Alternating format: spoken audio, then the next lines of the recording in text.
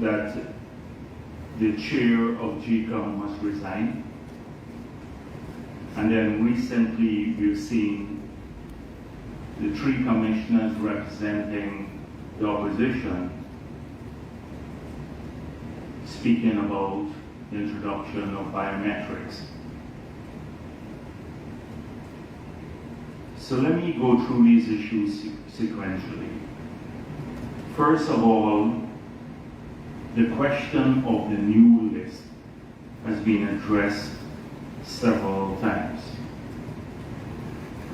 And it seems as though Lilliputian Norton doesn't understand that it would be unconstitutional to remove people's names from the voters list without, given the ruling of the Chief Justice and the Constitution itself.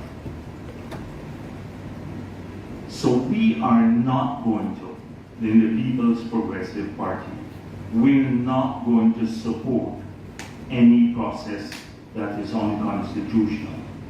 Now, Norton comes from a party that has a history of acting unconstitutionally in several instances, apart from the fact that they come from a history of rigging elections, of well-documented history of rigging elections.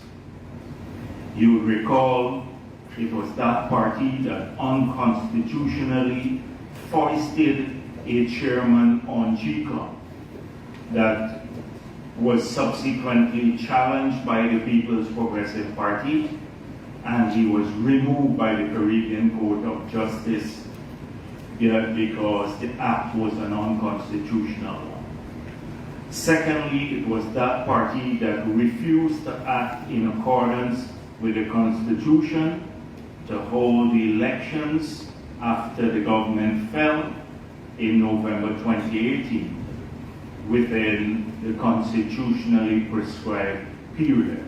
And again, we had to go all the way to the Caribbean Court of Justice to have a ruling on that matter. And even with the ruling, they refused to hold the elections, and it was only through a combination of pressure, international pressure, and street action that led to the elections being held. So this party has a history of acting in an unconstitutional manner. The Constitution of Guyana was amended with the agreement of all the parties in the country in the early 2000s. It was amended. There were 3 criteria for registration and for voting in elections in Guyana. In the old Constitution, it was Guyanese, 18 years and above, and resident in Guyana. In the early 2000s, the residency requirement was removed from the Constitution. And as I said before, all the parties agreed to this. So you cannot remove a person from the list if he is not resident in Guyana, he or she is not resident in Guyana. The APNU tried this when they tried to do the house-to-house registration that the illegal chairman ordered and that Lowenfield pursued. And the matter was litigated in court, and the Chief Justice ruled that it's unconstitutional to remove people's name based on residency. This is precisely what Norton wants us to do, to act in an unconstitutional manner. If we were to do so, just imagine what will happen. All you need is one person who is not resident in Guyana to go to the court and challenge it.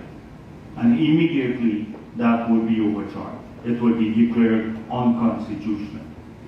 So we are not going to act in an unconstitutional manner. We're not going to be complicit with the People's National Congress in this issue. Secondly, this issue of biometrics, because it's all linked. Now, we support the use of biometrics to improve polling day controls. However, we will not support the use of biometrics as a restriction on people's right to vote. So this is what the commissioners said in a statement that they issued, the three APNU commissioners. They said in the 2020 elections, there were numerous allegations of voters impersonation. Now, I don't know of a single allegation of voters impersonation until they tried to sabotage the recount. APNU had polling agents in almost every one of the over 2,000 polling places in this country. And they all signed the statements of poll. There was never a claim of any voter impersonation until they attempted to create confusion at the recount.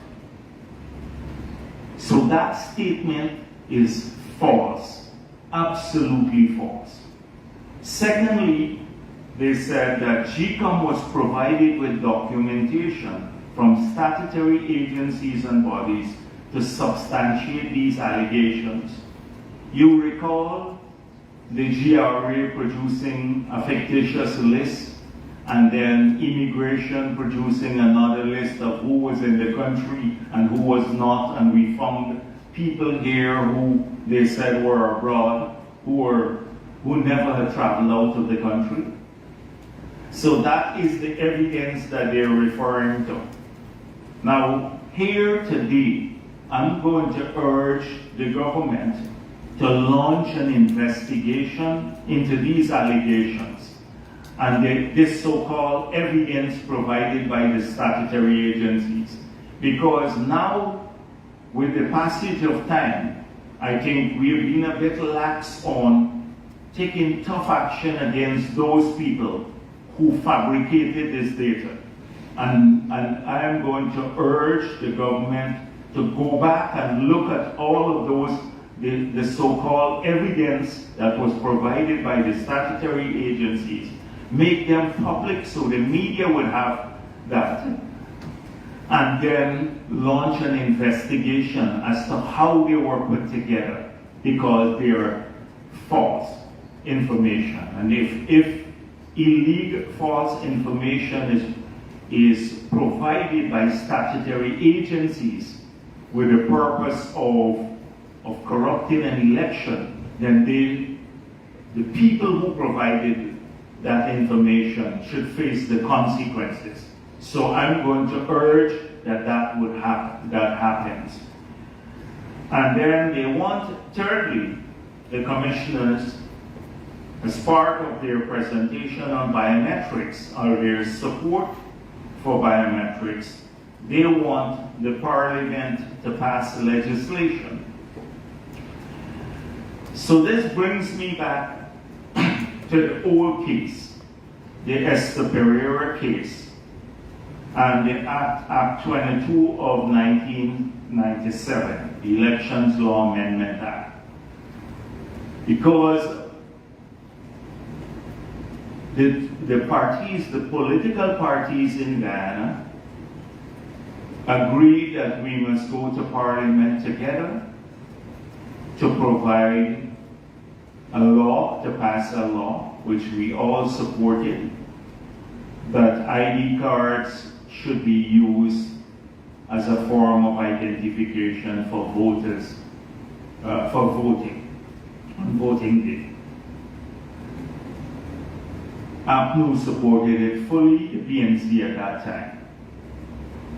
When they lost the elections, they then got Esther Pereira to go to court to challenge the legality of that law, the Elections Law Amendment Act, claiming that it conflicted with the Constitution of Guyana, that the Constitution of Guyana has only said for you to be registered and vote, and to vote, you have to be Guyanese and 18 years and above.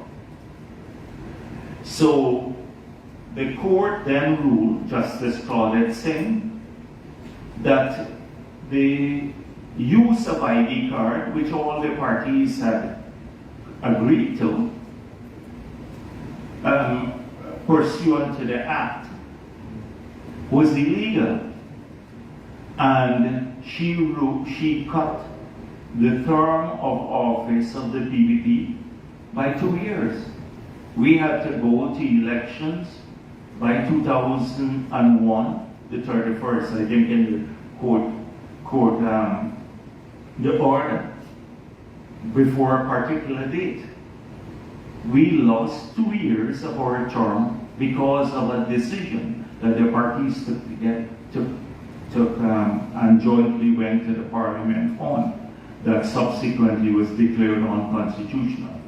I think this is precisely the trap that we are hoping to set once again.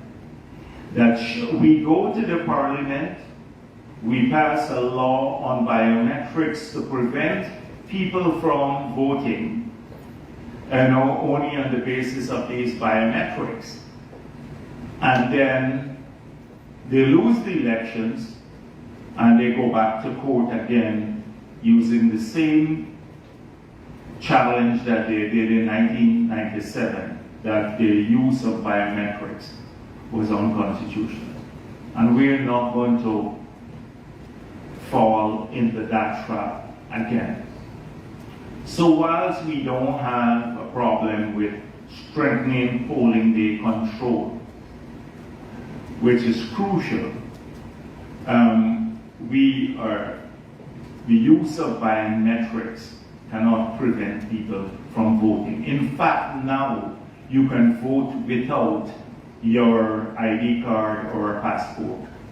You can just go and swear to a declaration that you're the person and you're allowed to vote. And that is constitutional. So Mr. Norton, as I said before, he's not ready for the big league. He has always operated as a junior functionary. So I don't think he believes that people could see through the very transparent motives that he speaks about, that he has in his pronouncements. So he said, or that he will be fact-checked. So he said that Guyana has the highest ratio of voters to population on the voters list, that is, in the world. And I think a few of the newspapers pointed out that's false. Many Caribbean countries have a higher ratio of voters, people on the voters list to total population. He didn't fact check that. And secondly, he doesn't think that people will see through this whole issue of the biometrics. And thirdly, he thinks he can bully his way into having us do something unconstitutional. And now talking about bullying, this small timer who said that Irfan Ali bullied him into a handshake now is trying to bully the chairman of GCOM. And so I've seen him on several occasions say some of the most disparaging things about the chair of GCOM. But what bothered me the most is that on 2 occasions, he is issued a not so veiled threat to the chairman of GCOM. And I'm shocked that civil society and the international community has not responded to this. That Norton has threatened on more than one occasion the chairman of GCOM, the head of an independent statutory body, because he's not happy with her.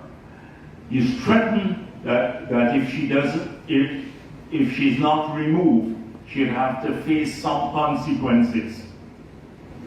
And not a single member of civil society, the conscience of the country, nor anyone from the international community has called him out on this threat. We're going to be writing. I'm going to ask Gail Teixeira to write to every international organization exposing this threat by the leader of the opposition against the chair of GCOM. He's hoping to intimidate her into either acting in a pro-PNC manner or to get rid of her because she's impartial. So, on these election-related matters, I've seen the threats mirrored by many of the APNU supporters and leaders. And I hope that from now on, you will not treat his threats as inconsequential, although he doesn't generate, I don't think he generates issues of much weight and consequence. But we must see an open condemnation across the country on this. Now they talk about the Representation of the People Act. So as soon as Parliament comes out of recess, and hopefully before local government elections, and we are ready, he said, the PPP doesn't want local government elections. We're already gone on an election footing. We'd be ready whether elections are held this year or next year. We don't control when that happens, GCOM does, but we'd be ready at any time. He is in a dilemma because he said he's not going to elections unless there is a new voters list. And trust me, there cannot be a new voters list before the local government elections, nor are we willing to act in an unconstitutional manner. So I suspect he would backtrack, put his tail between his legs, and you have to go to local government elections. So let me tell you what are the things that are part of the Representation of People, the People's Act, that will be passed before local government elections, the new features that we are pursuing. So one is to reduce the discretionary powers of the CEO. We've seen a lot of that. The CEO, I remember Lowenfield, when we asked for the manual, when we asked for anything in writing, he'd have it in his head. But that gave him a lot of discretionary powers to change things at a moment's notice and convenient to the master plan for rigging the elections. Well, no, after the law is amended in October, no CEO will have that power. All the manuals and training materials for GCOM staff would have to be made public 3 months before the election. So a manual would have to be published. Every member of civil society, international community, the entire media will see the entire manual for the conduct of elections. They will see the role of each of the staff of GCOM and all the procedures that would have to be followed, so that there is no room for doubt as to what and how the elections will be conducted. Thirdly, the polling places would have to be identified long before election day. You recall that on the night of before the elections, in the last elections, they were busy identifying polling places. And that gave a lot of authority. We had to practically beg Mingo. You recall in the question of fowls and paradise, they were shifting all of the polling places out of fowls to move people into paradise, a long distance away from where they live. And that big fight that we had even up till late that night in the last elections. So this will not happen in future elections once this law is passed. You'll have to identify polling places long before that. The posting of the statements of poll on GCOM's website. These would all have to be posted. Procedures for tabulations would have to be made public, and the entire tabulation process must be a public one. Clearly identifying materials that have to be retained by polling agents and those that have to be put in the box. You recall what has happened. Mingo changed the instructions in 40-odd boxes on the East Coast. He told the presiding officers in those cases, keep the material. They took that material to the office in GCOM. We saw the material here, or in big bags, garbage bags. And then in the recount, they were claiming, oh, the materials are missing because they were not placed in the box. When they were, for the rest of the country, they were all in the box. So that will not happen. I can go through all of the other issues, the penalties for electoral offenses, people that have to go to jail if they try to tamper with elections. The Region 4 will be now divided into 4 sub-districts. We're not dividing Region 4. It is just for administrative purposes, and in fact, that's already done when the tabulation is done. So you can better manage East Coast, East Bank, North Georgetown, and South Georgetown. When you recall the tabulation in the last election, that's how it was done. It will be formalized now, so that you can have more people now managing those constituencies or those areas because they have a large number of voters. So these are all matters that will be addressed that would strengthen the conduct of elections in the future. APNU doesn't want this. They don't want to participate in this process. Note every issue they want to participate in or want addressed are issues that they can then use to cast doubts on future election results. They're setting the basis, as they were setting the basis to rig the elections, and the no confidence motion threw them off a bit because they had Felix working at GRO, several hundreds of thousands of birth certificates were procured. They had a special unit to digitize the records there. They were going to go to house and drop registration and drop a number of people. They had installed a sympathetic chairman of a GCOM.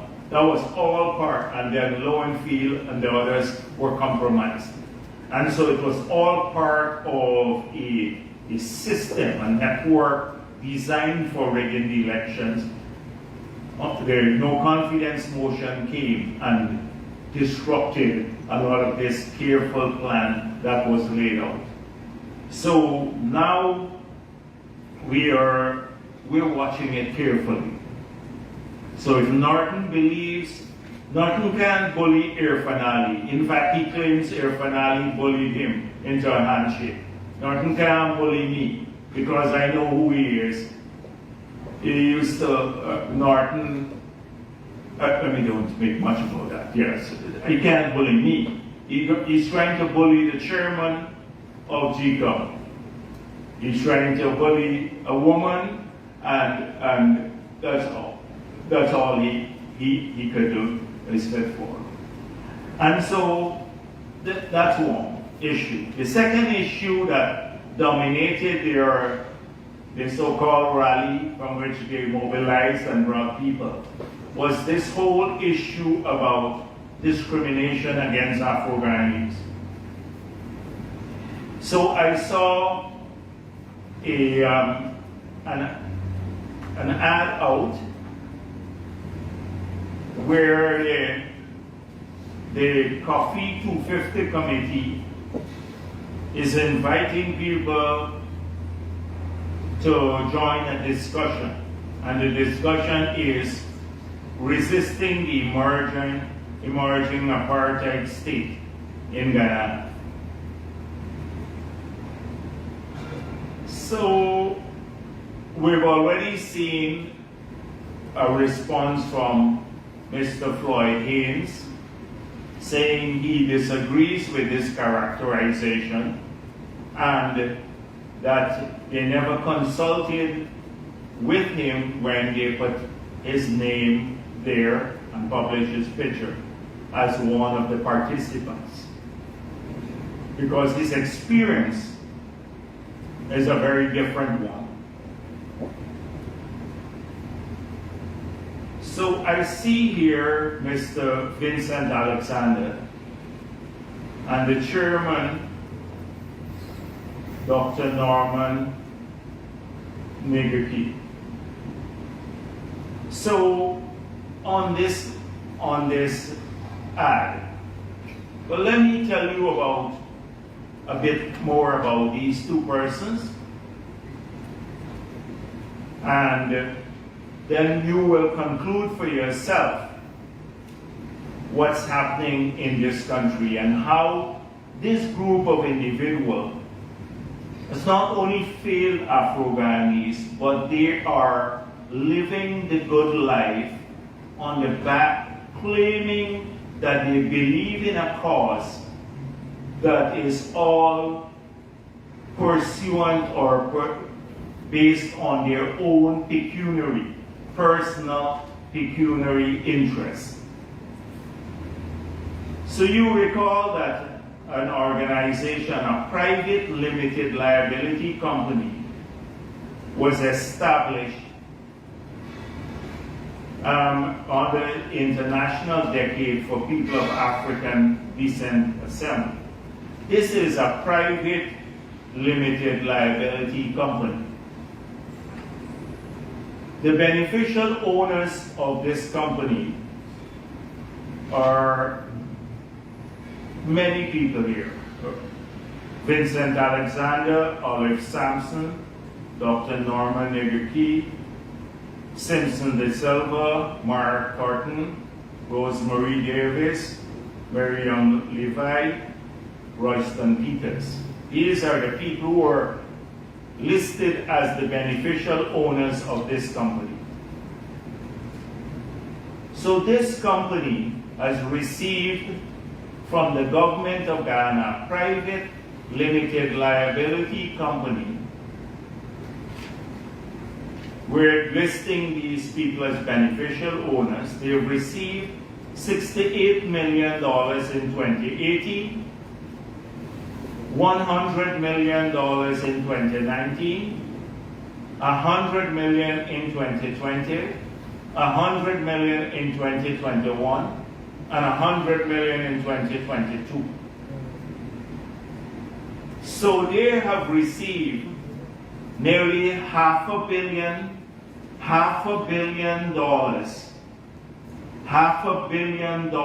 of taxpayers' money. This group of people that I just mentioned, who claim that they represent Afro-Guyanese, $500 million of taxpayers' money to advance the cause of Afro-Guyanese. From the PPP government, this is the same party that has given them, or the government has given them over $200 million, nearly $250 million, because we're an emerging apartheid state. Emerging apartheid. We're funding basically them criticizing the government. This is effectively what is happening. You find out from this $500 million how much of the money has ever gone to any ordinary Afro-Guyanese. So the first thing is, this group of people that claim they represent Afro-Guyanese, they have a private limited liability company that they established, and they receive nearly $500 million of taxpayers' money. Let me give you, this is their financial statement for 2020. I think this is the last year they had a financial statement. So salaries and allowances, $42 million. Conference expenses, $4.5 million. Traveling and transportation, $2.8. Advertisement, $2 million. Office material and expenses, $9 million. Building rentals and utility, $5 million.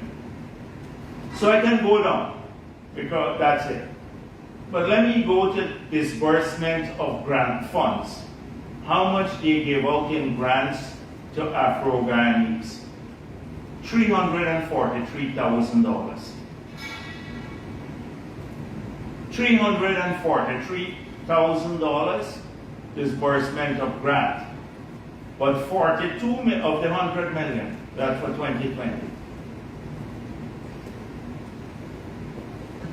Does this country see that these are parasites using Afro-Guyanese just for their own personal benefits? I saw Henry Jeffrey's name there. Henry Jeffrey was part of the PPP government all the years until he was terminated for incompetence. Not for anything else. They're just utilizing, as I've said before. They lived the cause. The cause is just to shout as much as possible about discrimination so that they can draw the benefits in. Look at the WPA, Clive Thomas and David Hines are here.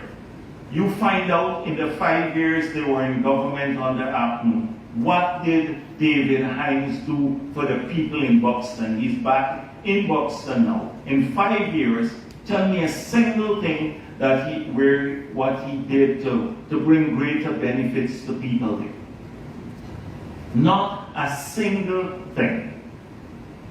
Not a single thing. So before they host this activity, I'd like them to have a press conference so they can tell the people of this country that what they've done with the nearly $500 million of taxpayers' money they've received and how much they've utilized to give in the interest of ordinary Afro-Guyanese in this country. Who received all of this money? Nearly $500 million. Now, let's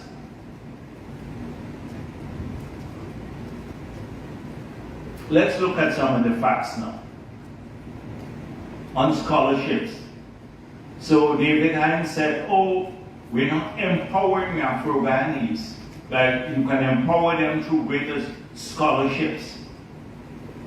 So in the first year of the PPP government, in the first year, the GOAL program, more Afro-Guyanese got scholarships in 1 year than in the 5 years under APNU when they were in office. And this could be verified as Professor over there. More Afro-Guyanese got scholarship in the first year in office than in the 5 years on the AFNU. That's a fact. If you're talking about empowering Afro-Guyanese. More Afro-Guyanese got land in the first 2 years of the PPP government than in the 5 years on the AFNU. Significantly more. If you're talking about facts on empowerment. Thirdly, the money that they remove from the children of this country. Our children are children of every race. Every race in this country that receive the $30,000 cash grant. So, if you look at the proportionately, the share of the population in terms of ethnic composition, Afro-Guyanese kids would have received $3.7 billion this year, that they were receiving zero on the AFNU. $3.7 billion, because the total is over $6 billion. The total for the $30,000 for every child. That's $3.7 billion more going to their pockets than they didn't have when AFNU was there. In fact, AFNU took away the 10,000 grant from all the kids of the country. Afro-Guyanese, Indo-Guyanese, Amerindian, everyone. That's empowering. That's giving more money in a real sense to our kids. The joint services. We know a lot of Afro-Guyanese work in the joint services. 1 month bonus. If you leave out the tax-free part, it's $1.2 billion more per year. A 1 month bonus return to them. So they have $1.2 billion more a year that they didn't have under AFNU. I can go down this long list of real things. And my conclusion is that Afro-Guyanese have out on the small business grant more than any time under AFNU. I can conclude that under the PPP, factually, every time the VP has been in office, Afro-Guyanese and all Guyana has made more progress than any time on the AFNU. David Hines and the others will never talk about these figures, because they have to shout about apartheid state, and this is doing a disservice to apartheid and the struggles of the South African people. Do they know what apartheid is? And this is what they have a conference on. So, and this apartheid government is giving them $500 million, well, $250 million since they got into office, to struggle to displace the apartheid government. So, let us, they have no good whatsoever. All they're interested in is creating trouble in the country and for their personal financial benefits. No, they don't care about any cause. They don't care about any cause.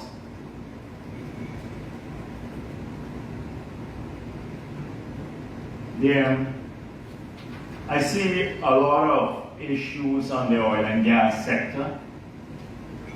And so Mr. Lal will wake up now and deal with the oil and gas sector. He's a bit bored on the other matters.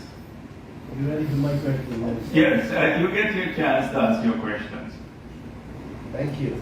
So I looked at I'm not going to go through all of the issues, but there are some that need answers. And in no particular order, I'm going to try to address them. So, the auction, you saw the minister saying that we may have a slippage on the auction. So let me tell you precisely what we are engaged in at this point in time. So we have all of the areas potentially that we are going to put out to auction. We have 3D seismic for some areas. We have 2D seismic for some areas. And we have no data for some other areas. So before the end of August, we have to make a determination, one, on whether we will pursue the strategic partnership idea or we will put out everything to auction or do a combination of both. Secondly, before the end of August, we have to decide on the blocks, how we want to split these potential areas into blocks and what size these blocks should be. So we are going to get technical advice on that. Thirdly, we have, before the end of August, we have to make a decision on whether we allow existing companies in Guyana, particularly ExxonMobil, to participate in the auction, and if so, would there be a limit to the number of blocks one person could have or not? So that decision has to be made. We have to also work swiftly, and this is where we may have some delay, because we now need to determine the fiscal terms for the new prospecting license.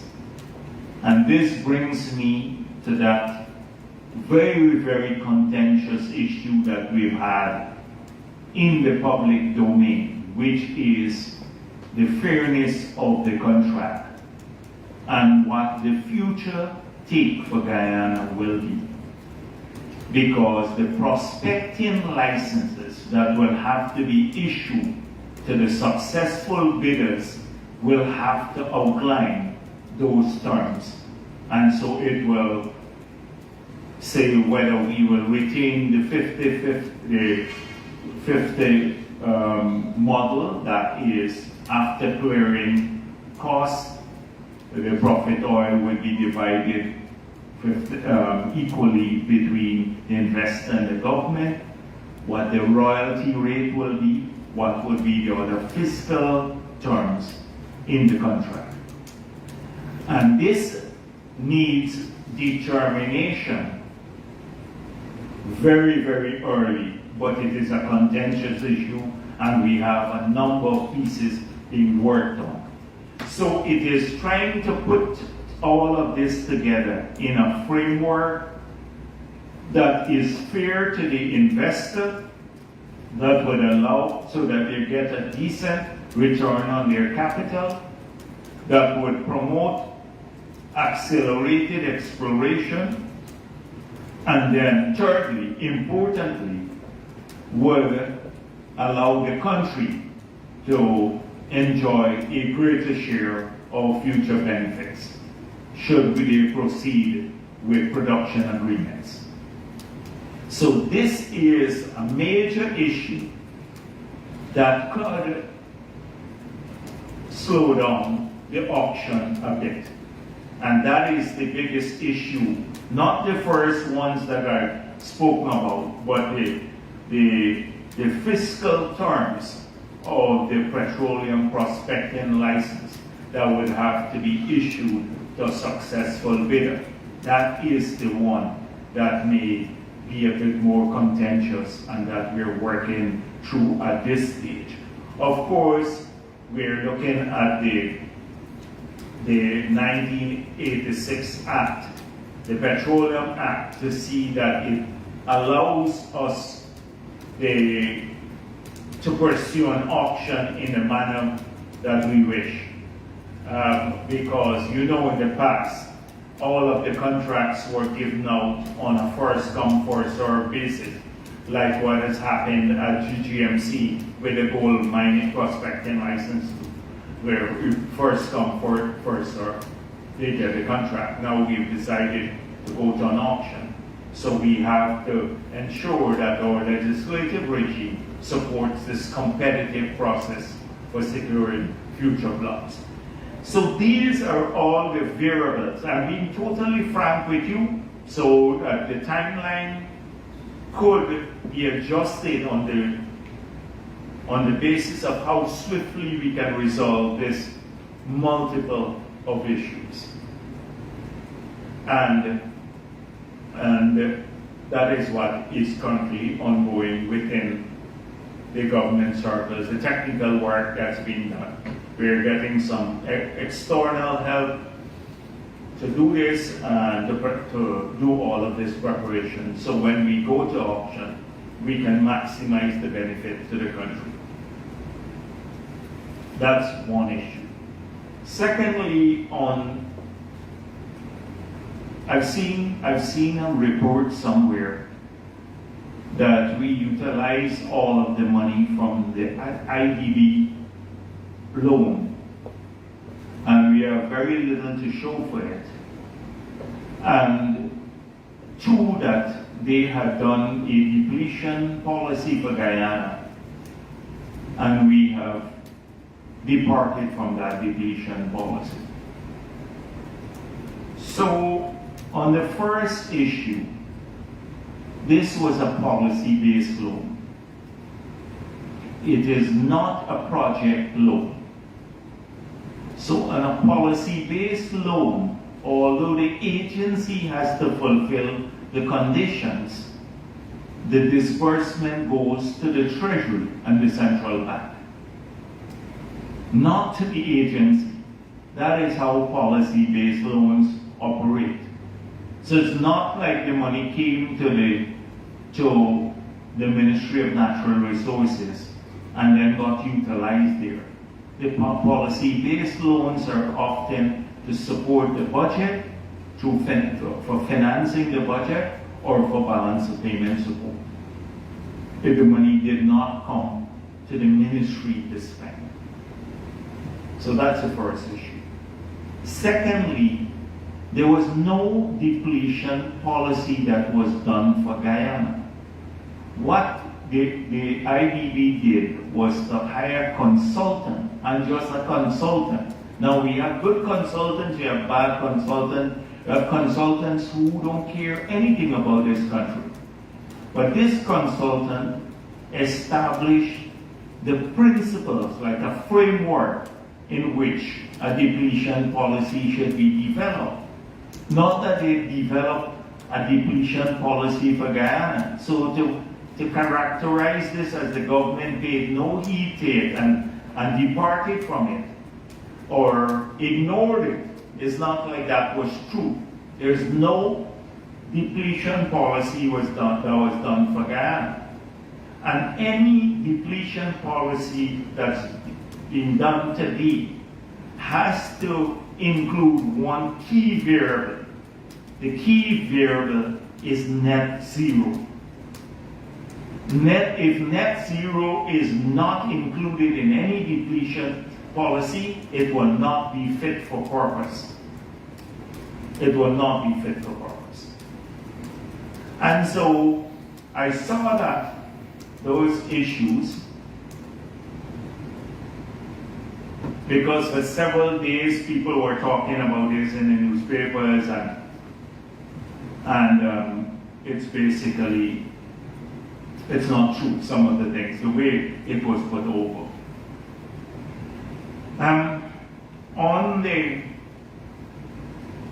There's been a lot of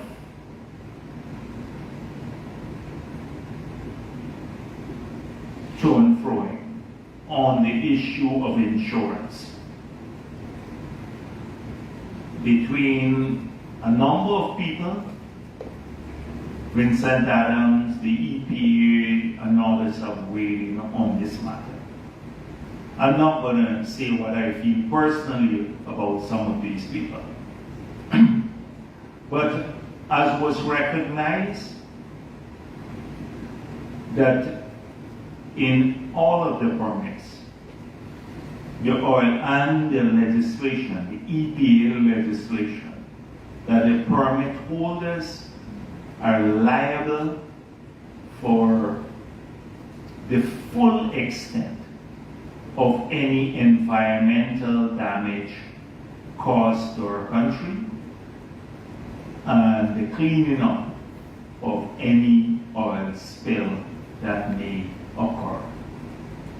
The Act states this, and the permits now state this. So the argument is that how do they give a particular instrument, and what instrument should be held by the EPA to ensure that there is some teeth to this commitment that is required by law or by the permit. The first, so insurance. So Exxon has provided insurance policy which says they're liable up to, or they have insurance coverage up to 600 million per event. And then the second aspect is a parent guarantee to cover the full liability. Okay? So the EPA has been in discussion about a $2 billion because they believe that the events may not exceed that. Not that they believe that. They've asked the companies to provide a study as to what they believe this liability can be, maximum liability can be. Not that we would accept that, because we believe that there has to be a full coverage, that they have to take responsibility for total cleanup and restoration. So the difference between the two sides is not that Exxon has to take full coverage and that's provided by our law on each permit. It is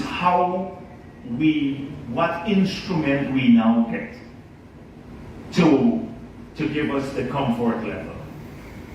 And we have a partial instrument, which is the insurance, and now we have to get a parent guarantee. And that is where, from the government's perspective, forget the EPA, the parent company has to ensure that we have such a guarantee that will cover all potential damage. That is our position from the government's perspective. So, as everybody recognizes, that every time there's more insurance, you have to take more insurance, the premium come off of cost oil too. So we have to pay for it. And sometimes it's better to have the parent guarantee, because that doesn't cost the company the money for the premium, and therefore it's less cost oil, and therefore more profit oil for us to ship. So we now have to, it's not like, when I look back, I step back and I looked at this debate, it seems as though that's the only issue, because it's not like in all the noise and all the moving parts, is that there is an agreement on all sides that they have to take full responsibility. Our law says that. And I think they have themselves publicly said that.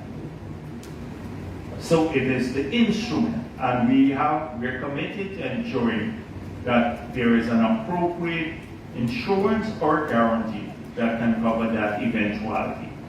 And also, we have to look at the additional safeguard that the value of the company now, the local company, the locally incorporated company, has about 7 billion in assets.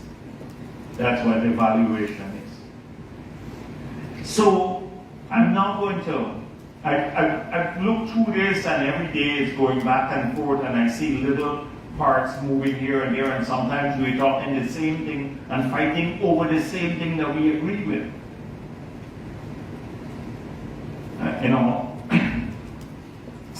So that's how I'm going to deal with that matter. Now, I see a number of issues that were raised about the gas to energy project once again, and about the financial feasibility.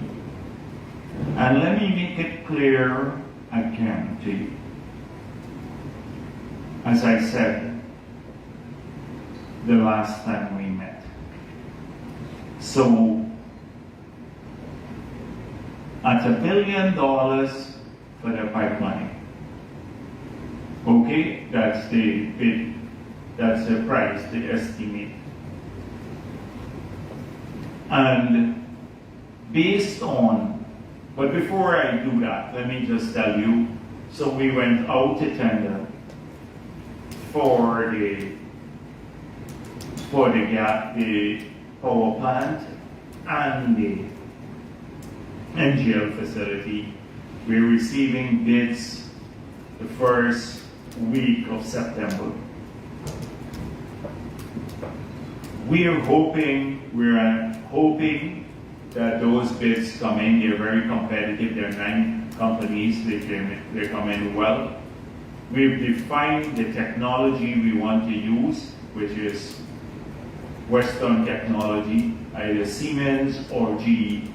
Western technology that is defined. So whoever the bidder is, they have to use technology that we're comfortable with.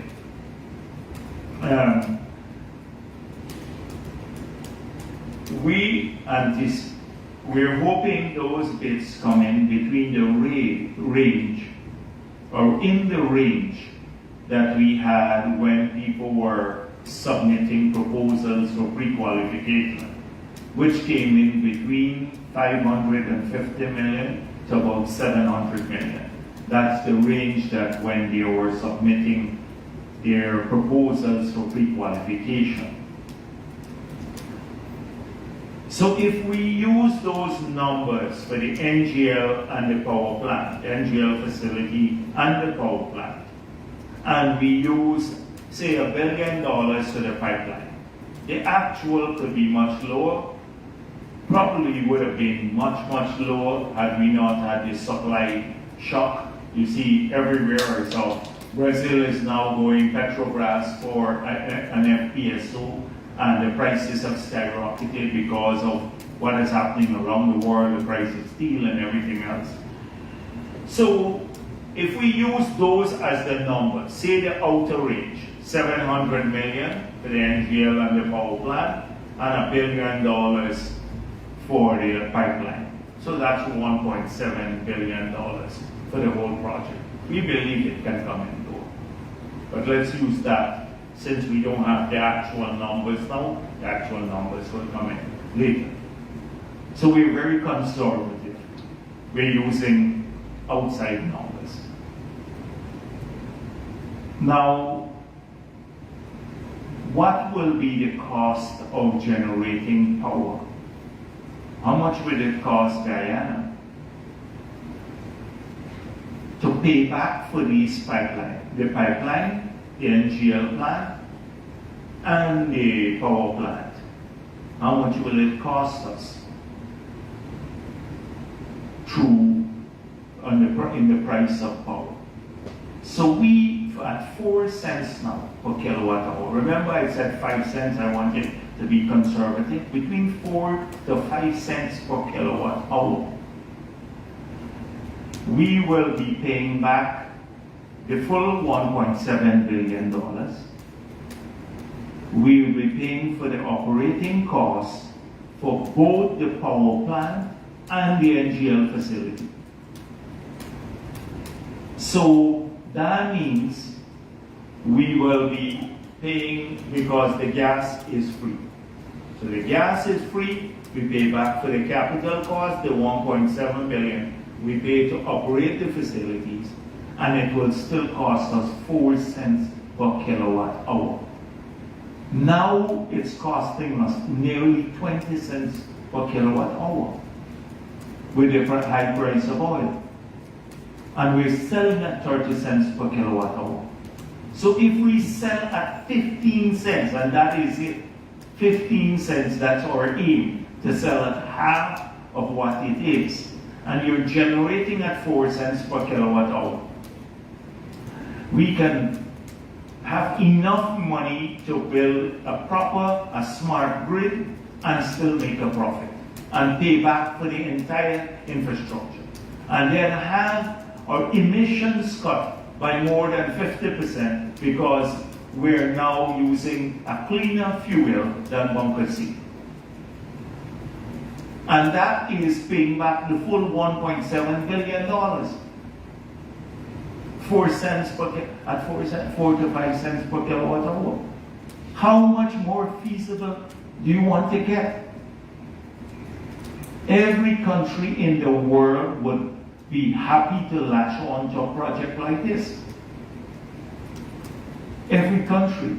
Where now can you get power generated at 4 to 5 cents per kilowatt hour? And you can pay back the entire project. And remember, this pipeline that you're paying back from the 4 to 5 cents per kilowatt hour can bring in more gas.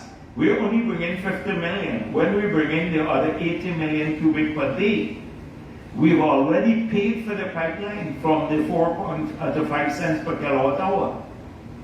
When we monetize that, that's a lot more profit that we can share. And then we're getting all the liquids free too, because so we'll get the cooking gas that we can then sell and export, because we can't use all of that. That comes to the government 100%. I'm not even calculating that. So this is, we anticipate that just the sale of the liquids without even the 4 and 5 cents per kilowatt hour selling power itself, but the liquid, our share of the cooking gas and everything, when sold, can pay back for the whole project. Because it will be all free coming to the government to utilize, to sell to the local market and to export. And we have propane and a whole range of other things. So I hear a new twist now. And I see Patterson now, the man, the infamous guy who couldn't even select the site for where this would be landed, this project. By now we should have had that project operating on cheaper power. But he couldn't even now. He is concerned that we don't have a gas leak management plan about the project, you know. So of course, the gas leak management plan would all have to be done, and they didn't put in the pipeline as yet too. The pipeline, we haven't even laid the pipeline as yet, but that should. We must have the plan before the pipeline is laid. In every such facility, you have to have a gas leak management plan. It is normal. It's not anything, so you, in case you have that. I see, in the US, 8 explosions and all sorts of stuff. If we do that, could never do anything. Why put up this power plant at Kingston? That could explode too and burn up the whole Kingston. What if that explodes there? I mean, not before anything happens. But But what happened? We do no project in the country. Why should we build a school? What happens if the school fall down or somebody come and burn the school down? Should we have a anti-fire or anti-arson plan in the country? Maybe we should. That is the big reason. We're losing the big picture of what this project can mean for our people and our country, our businessmen, our ordinary people who can see reliable power. We have enough power for all the street lights. Everywhere you go in the communities, people want street lights. They want lights everywhere. In the communities, they want reliable power. They want power extended. They want it cheaper power. This project can solve all of those concerns for our people. It's transformative. We're missing all of this. And it's financially feasible too. So I've seen a lot of report on refineries. We have about 8 or 9 proposals on refineries now. And they're all, some of them are making outlandish claims. I'm not going to say much about that, but the government is looking at all of these applications. In fact, you can't go with all of them. And I see people saying we're building a refinery here and there and stuff like that. So everyone, in any case, it presupposes that one, we'd have to sell them the crude. 2, that we will have a greater level of emission here because refineries are more polluting. And 3, they would want fiscal concessions because of the scale of the investment. They would want fiscal concessions that may seem too lucrative. And that is the 3 issues on one side. On the other hand, having a small refinery here could make a big difference for energy security. Because if we have, for example, hurricanes or any other disaster, and we can't get our supply of gas or kerosene or anything else, then having a local refinery, a small one, can make a big difference for national energy security. So these are the variables we are looking at now. But you have a number of people out there who are looking to get an MOU from the government just to shop around. And I've seen a lot reported on as though this is going to happen tomorrow. And I just want to urge caution with that. And I've given you all the variables that we're considering in this matter. Because the energy security is an important issue for Guyana, future energy security. A lot of people talk about value added, but when you look at the concessions you may have to give in the long run and the emissions that they bring, it may net out some of the other benefits. Now, clearly, there's no contradiction between myself and your finale on the negotiations. I was speaking about at Canal about the rice study, which I agree with some people. I came here and said everything is so fantastic about this contract that we have with Exxon. And I said, we can't deal in the extremes. And then I spoke about the Kaichou news, saying everything is bad about the contract. And I said, that's also an extreme. And I said, the government will stay in the middle, because we're not going to fall prey to populism. That is, it's going to be a studied approach. We're going to give reasons why we do things and why we want accelerated depletion production, why we believe that this contract should not be renegotiated at this time. So that is what we're saying. So when I said that their contract, I'm speaking about the general contract, that contract in future, not the Exxon contract, the Stabroek contract, but the contract that is so lucrative to the oil companies, that is lopsided in favor of the oil companies, that has to change in the future. That is the contract I'm speaking about, the particular one. So I might have been a little bit loose with my language, but I've been public on this matter a million times before, so you know my position. From opposition to now, I've been consistent on that future contracts will not have the shape nor the concessions that this contract has. And so that is clear on the matter. And I've been at this long enough for you to know my position has not changed on that issue. Now on the contract bundling, and I think we have to do more.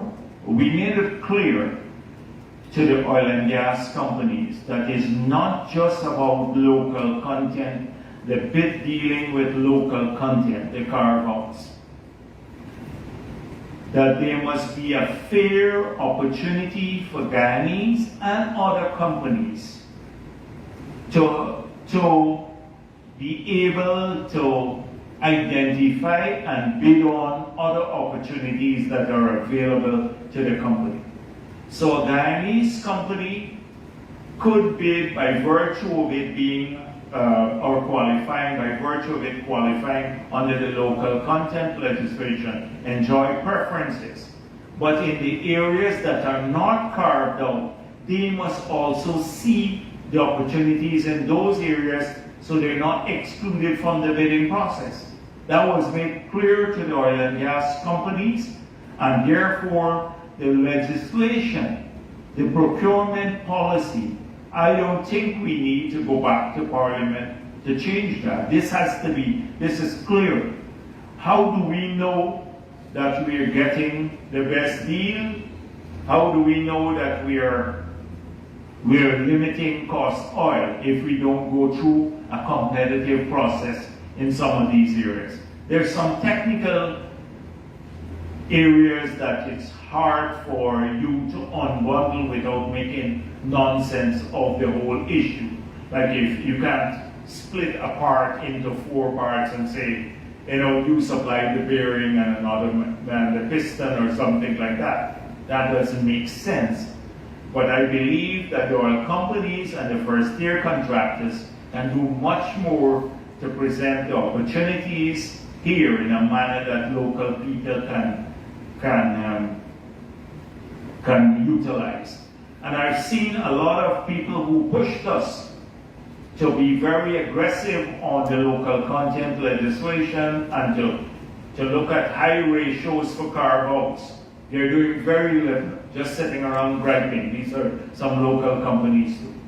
Sitting around griping all day long instead of setting themselves up to make use of these opportunities.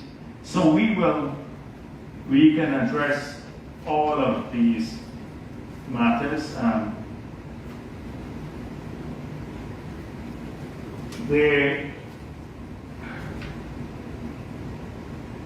I see another issue that's been in the media a while.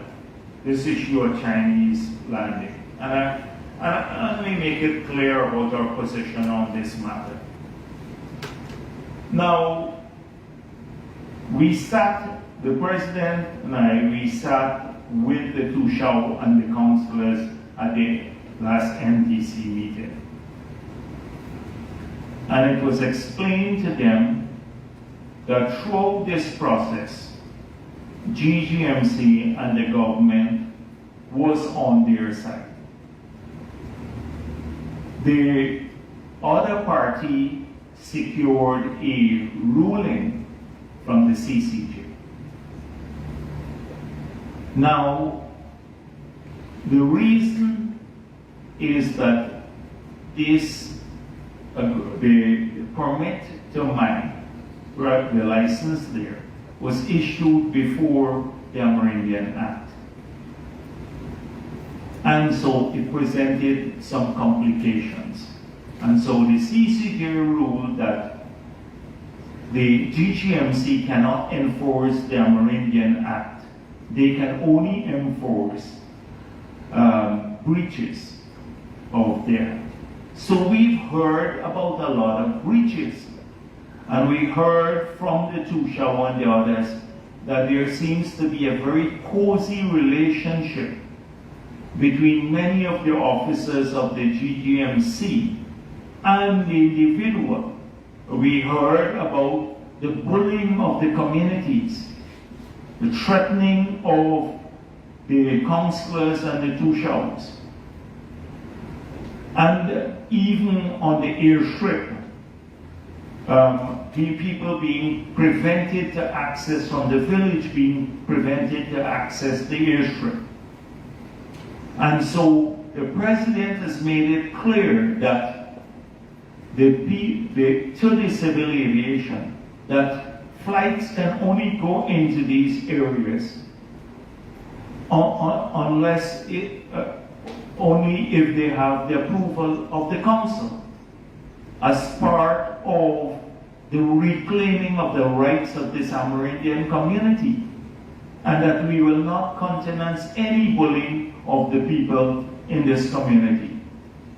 The President ordered also at that meeting that there be a surprise visit, because we hear every time that the people go there, there are lots of illegal miners there too, and every time there's a planned raid, the people know long before and they hide the equipment. And so the President ordered a surprise raid on this area. To my surprise, I saw that apparently a visit was made and the very people were showing the staff of the GGMC around. So I was privy to that meeting. I met with the Tushao and the councillors at the convention center. We sat there. The President then joined the meeting, and we had a discussion with them. So we are not going to tolerate any violation of people's rights. And so this is happening, it seems, with the complicity of some individuals at the junior level within the government. And this brings me to the next issue too, because somewhere it was pointed out that I said a year that we will be charging the people for the Guyana matter. I think it was somewhere in the media. And so I asked, because I've now been following these issues, I expected from what I saw at the beginning when we assumed office that nearly $1 billion was stolen from fuel, stealing fuel from Guyana. So we expect, we're not like APNU calling the police every day, go after this person, don't go after that person. So I asked for a report, and it seems as though 3 persons were charged. Some at Terry Milling, at Delon Wilson, and at Danvideo Sridat. So for something of simple larceny of fuel value, $745 million. Now, Mr. Ram was doing an audit. But what struck me is that the masterminds were not charged. These are small people. Because you recall the correspondence from Winston Jordan. I don't want to mention it here because it has some foul language in it. You recall about how and to whom fuel should be given. And that angle, the mastermind angle, was never investigated, because I'm sure these were the people who were just executing it. They were doing it for others. So now I'm going to ask the police publicly to look into this too. Because it seems as though because we don't do like what happened with the last Soku, call them and say, you go after this person. But it doesn't mean that we've forgotten. Maybe we just moved on a bit because we're busy with other issues. But they have to go after the mastermind. Especially when now I see the masterminds have become church boys and suddenly they're the cleanest people in the world. From the sordid history that they had in the 5 years. I see they're talking about, the FICE issue. Patterson received $9,000 US from a Chinese company when the government had already paid him for reimbursement, and he never paid it back to the Marin. And it was only after we made that a public issue, then he returned the money. 2 years after, it was 2017, he received the money from the Chinese company, and he paid it in 2019 when it became a political issue. That was a real case. They want allegations investigated on the Sioux matter. Well, we made it clear. I don't want to dwell into it too much because I filed a lawsuit against the individual. But this is the same sort of thing that happens. So we now need to deal with some of these issues. Anyhow, maybe I should just end here. Thank you for being a while. All right. Mike, or I can go ahead.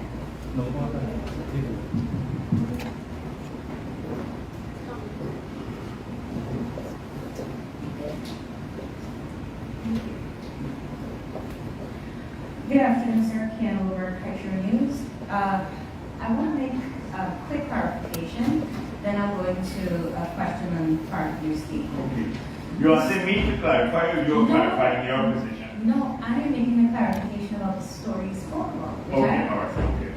So the story that you noted on the depletion policy, Okay. you said that the story in question spoke about the IDB providing a depletion policy. I just wanted to clarify that the story in question did not say that.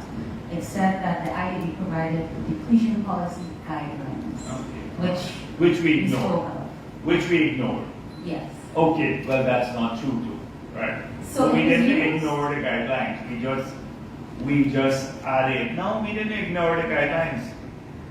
Okay, so according to the IDB completion report on the 11.6 million that was spent on that aspect, the IDB advised Guyana that the depletion policy, whatever it is that we decide to use, however, it should provide for paced development so that gives us time to develop our capabilities and to put systems, mechanisms in place to properly monitor costs.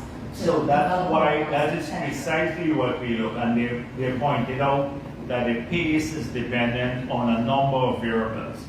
And the variable that the IDB did not consider is the narrow window in which fossil fuel will have in the future. The narrow window. Okay. So, Right? So it was paced development, but we are accelerating the pace. Okay. So my actual question is in relation to the oil blocks auction. I wanted to get your take on the issue of farm-ins. What is the government's plan to, one, address involvement of Guyanese?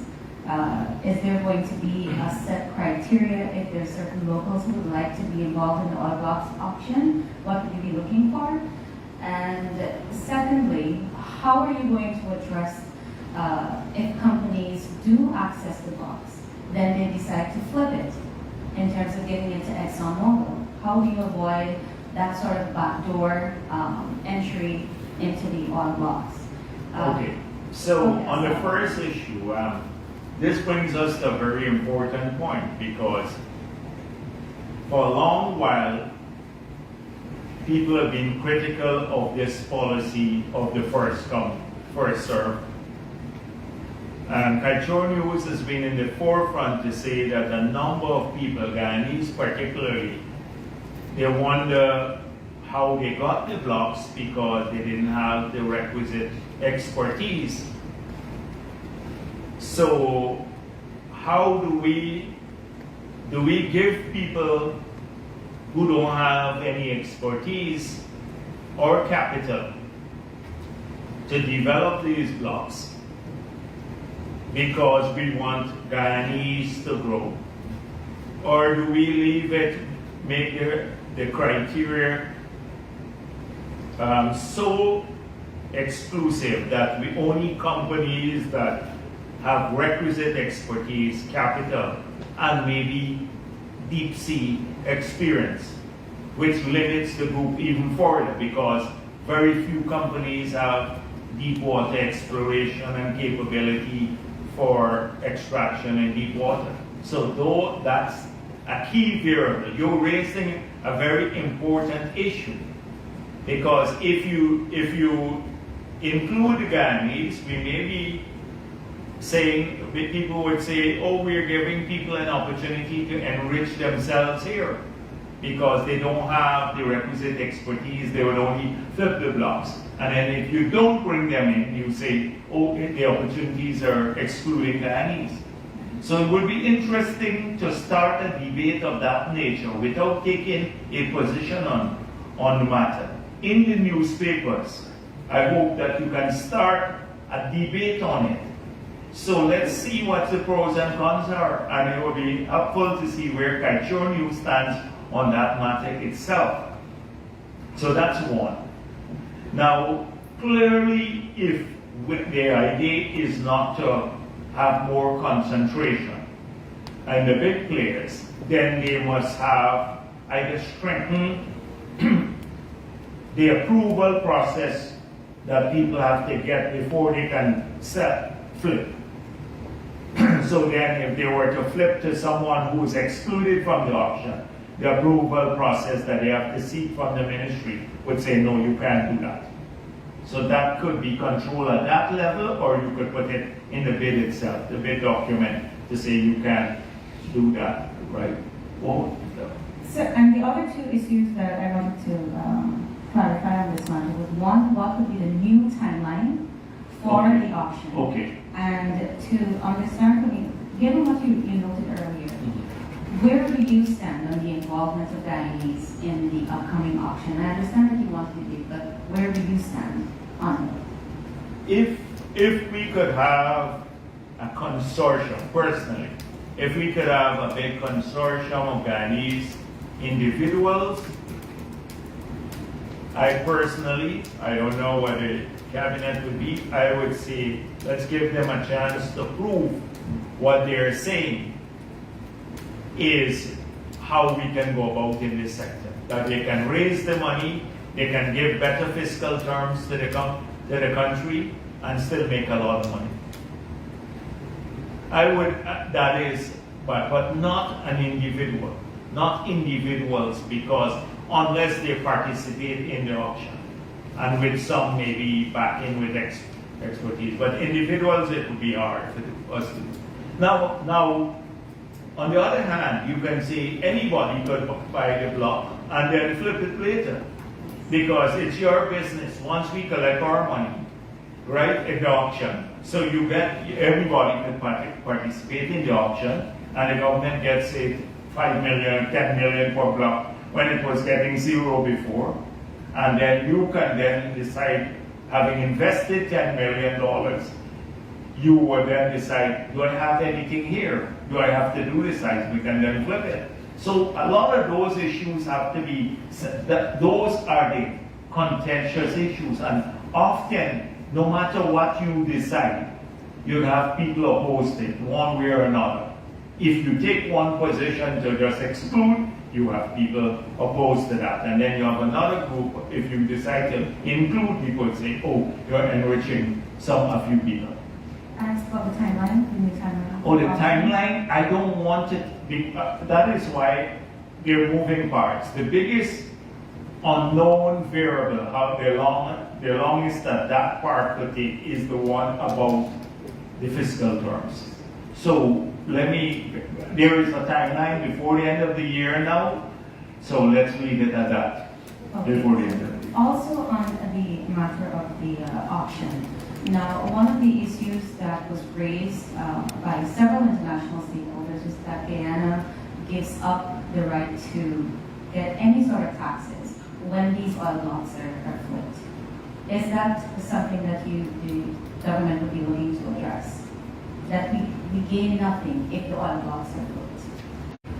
Yeah, one way or another, yeah. I think in the past, because of this first come, first served basis. But if somebody is paying you for the block, then you're saying that they have to do a lot of work to maybe get someone interested. And they may have to do seismic and stuff, so they incur costs.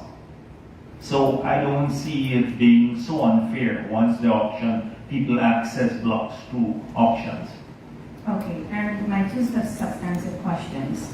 As regards to the field development plans, can you say when the government is likely to make your guidelines on this public, so that citizens can have a way of knowing, one, how involved you are, what's required of the oil companies, what the extent to which you're going to prevent the over-designed plans, which could include inflated costs?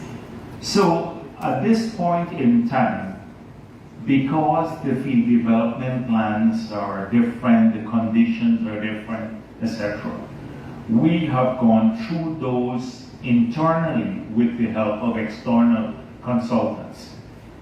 So they may be public documents already, the field development plans.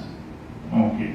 So I'd have to, let me look at that. But the guidelines could, I'm sure that the guidelines can be put out. The guidelines don't reveal the particular field development plan. So let me find out a couple of things. What of these are considered proprietary? Because if they're proprietary, we can release them.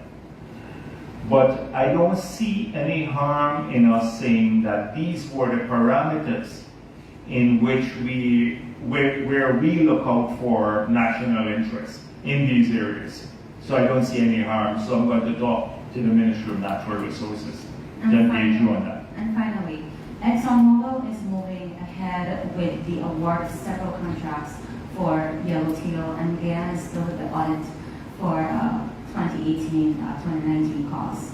Can you say what mechanisms the government has in place for real-time monitoring of Exxon's costs? So yes, but there is right now, the contract provides only for audit, and it's a post process.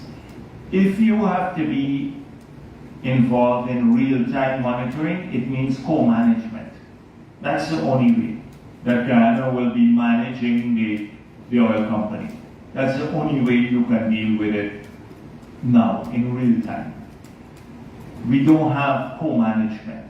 That is why there is a mechanism provided for the audits. And if the audits find that the expenditure was unreasonable and not procured through, maybe there was insider, like trading or contracts provided to related companies at inflated costs, those could be disallowed. So it allows you, once expenditures be made, to challenge those expenditures, and if successful, they have to be removed from cost oil, and therefore result in higher share of profit oil. So that is the situation based on the contract now.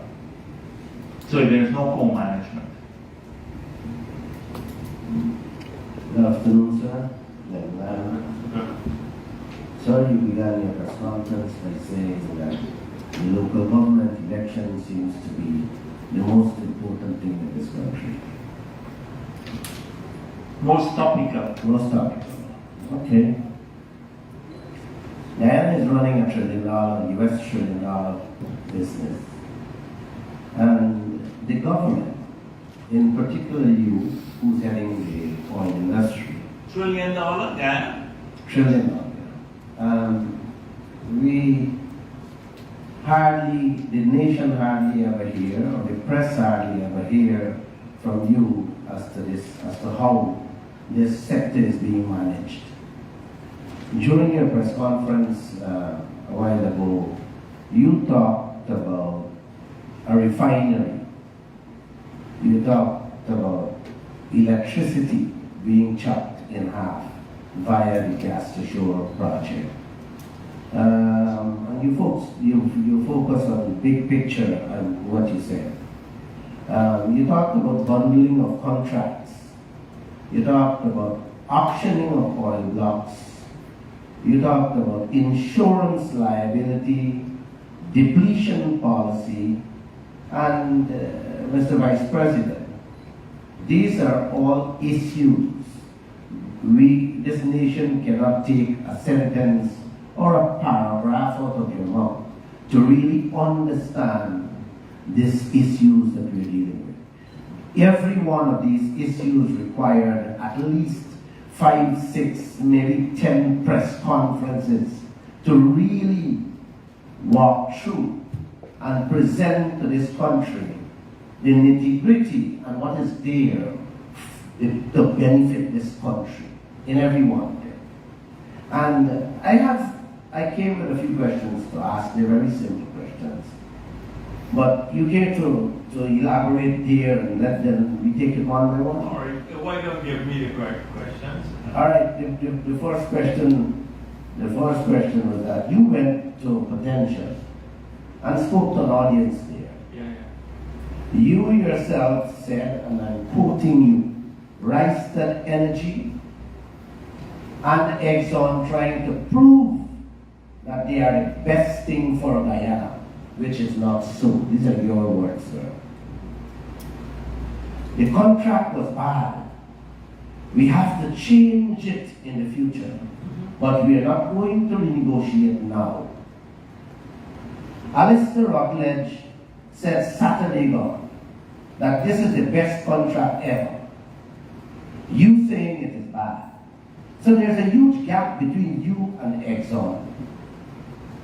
At present, the country is holding the wrong end of the stick. Why no renegotiation now?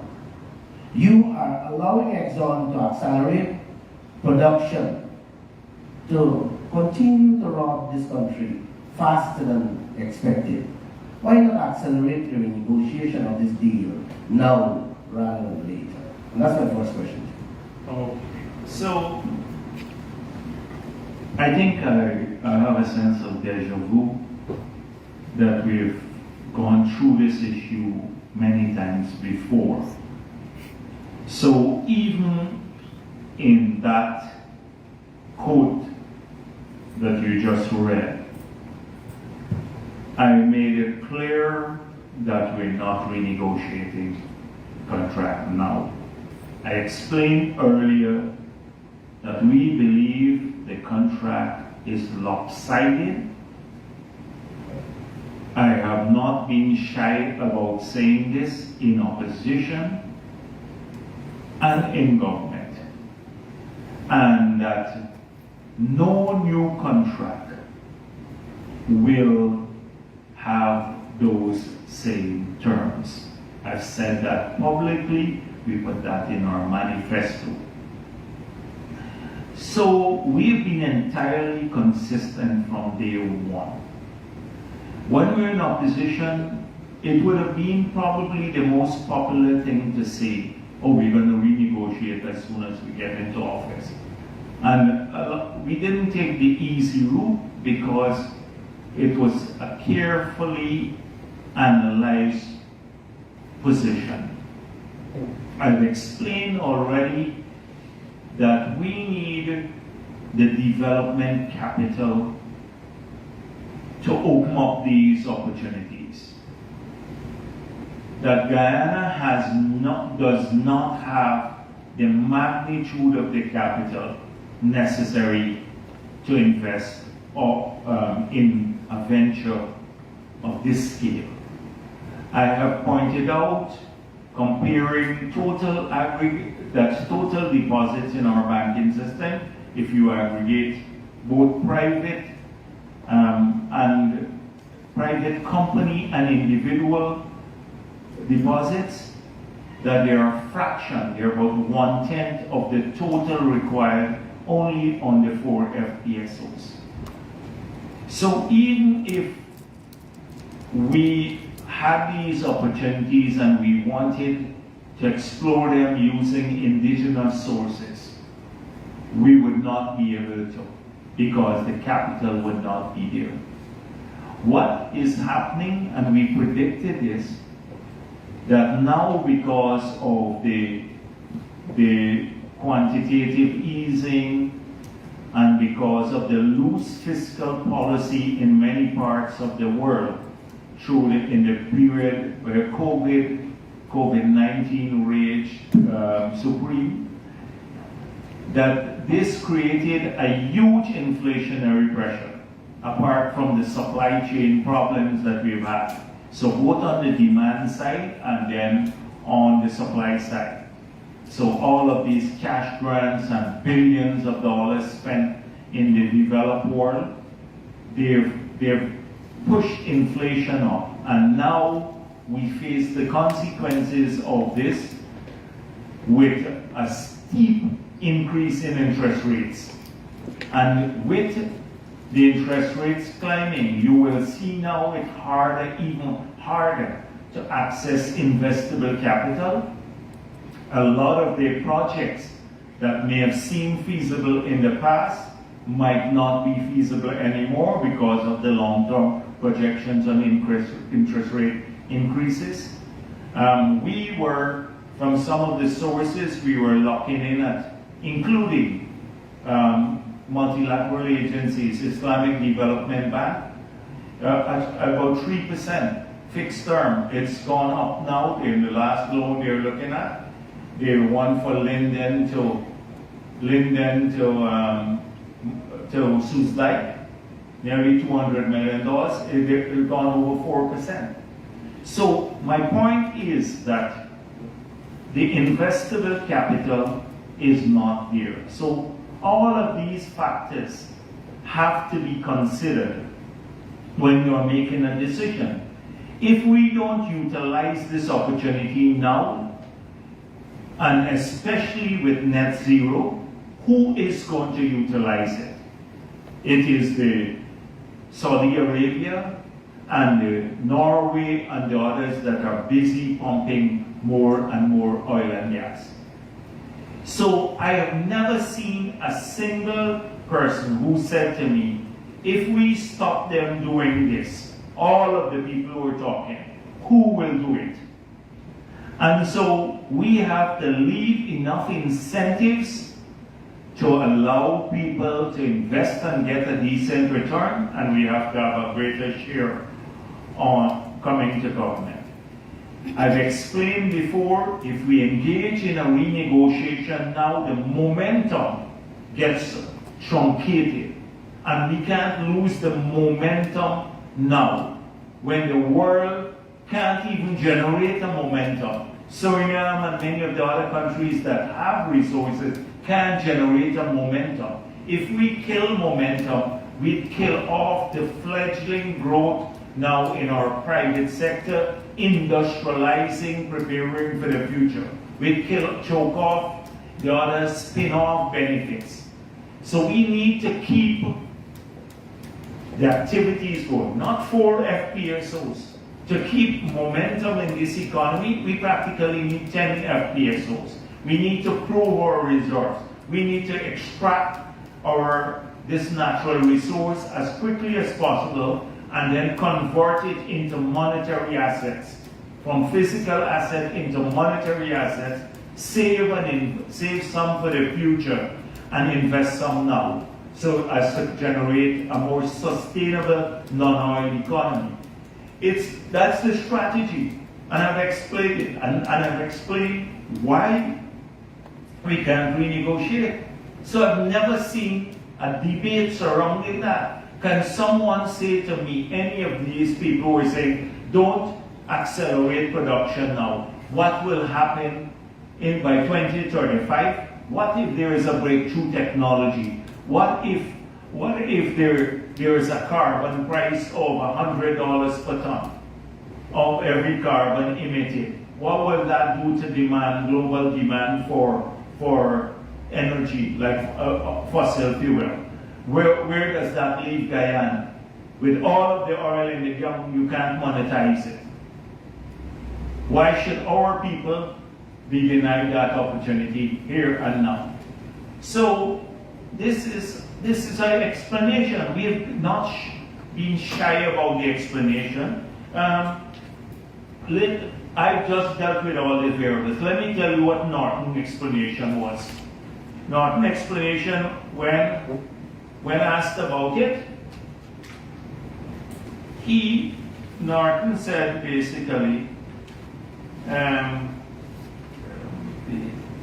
I have it here.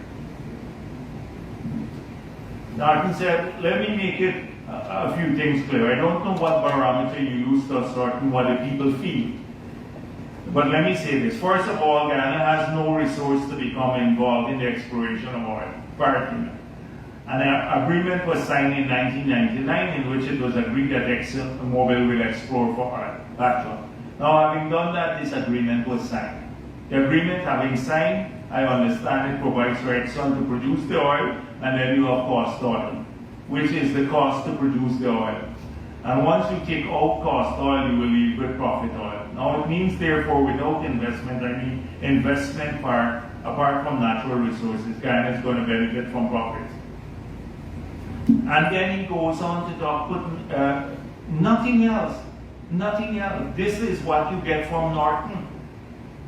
And a wishy-washy kind of approach, stating the obvious. I told you our reasoning why every one of these issues, you may not agree with them, but I have given you all the variables we consider from the policy of from unbundling, from local content legislation to depletion policy, to auctioning, the refinery. What are the things we consider before coming up with an agreement? I've given you the variables, not this wishy-washy position. You don't know what he's actually saying, whether he supports or he disagrees. And Ramjatan, on the other hand, very conveniently said, oh, the PDP promised to renegotiate and is now in its manifesto, and is not doing so now. Convenient, it's not true, if you only listen to the press conferences. So that is the first position. We've dealt with it. And then the point about long press conference to deal 5 hours to deal with every issue. It is, Glenn, the thing is that even when we deal with issues, you're not listening to our side of the matter. You don't even portray it fairly. You take what we say and you distort it. And you know what the position is. It never gets a fair characterization in the Kaitro News because you have your position, and your position is renegotiate. At least let the other side of the argument be reflected to. Let it be reflected. And Vikram is in charge, so I'll ask him to do the 5 hours. Vikram Bharat. I will stick with the 101. Thank you, sir. I asked just now about the renegotiation of the Yes, contract. and that's what I told you why. And then you went on to tell me about the opposition. Yes. You went on to tell me about Guyana does not have money. I didn't ask that. I asked the renegotiation of the contract. But can we? But they're all related, Glenn. That is it. Maybe I'll come on your program.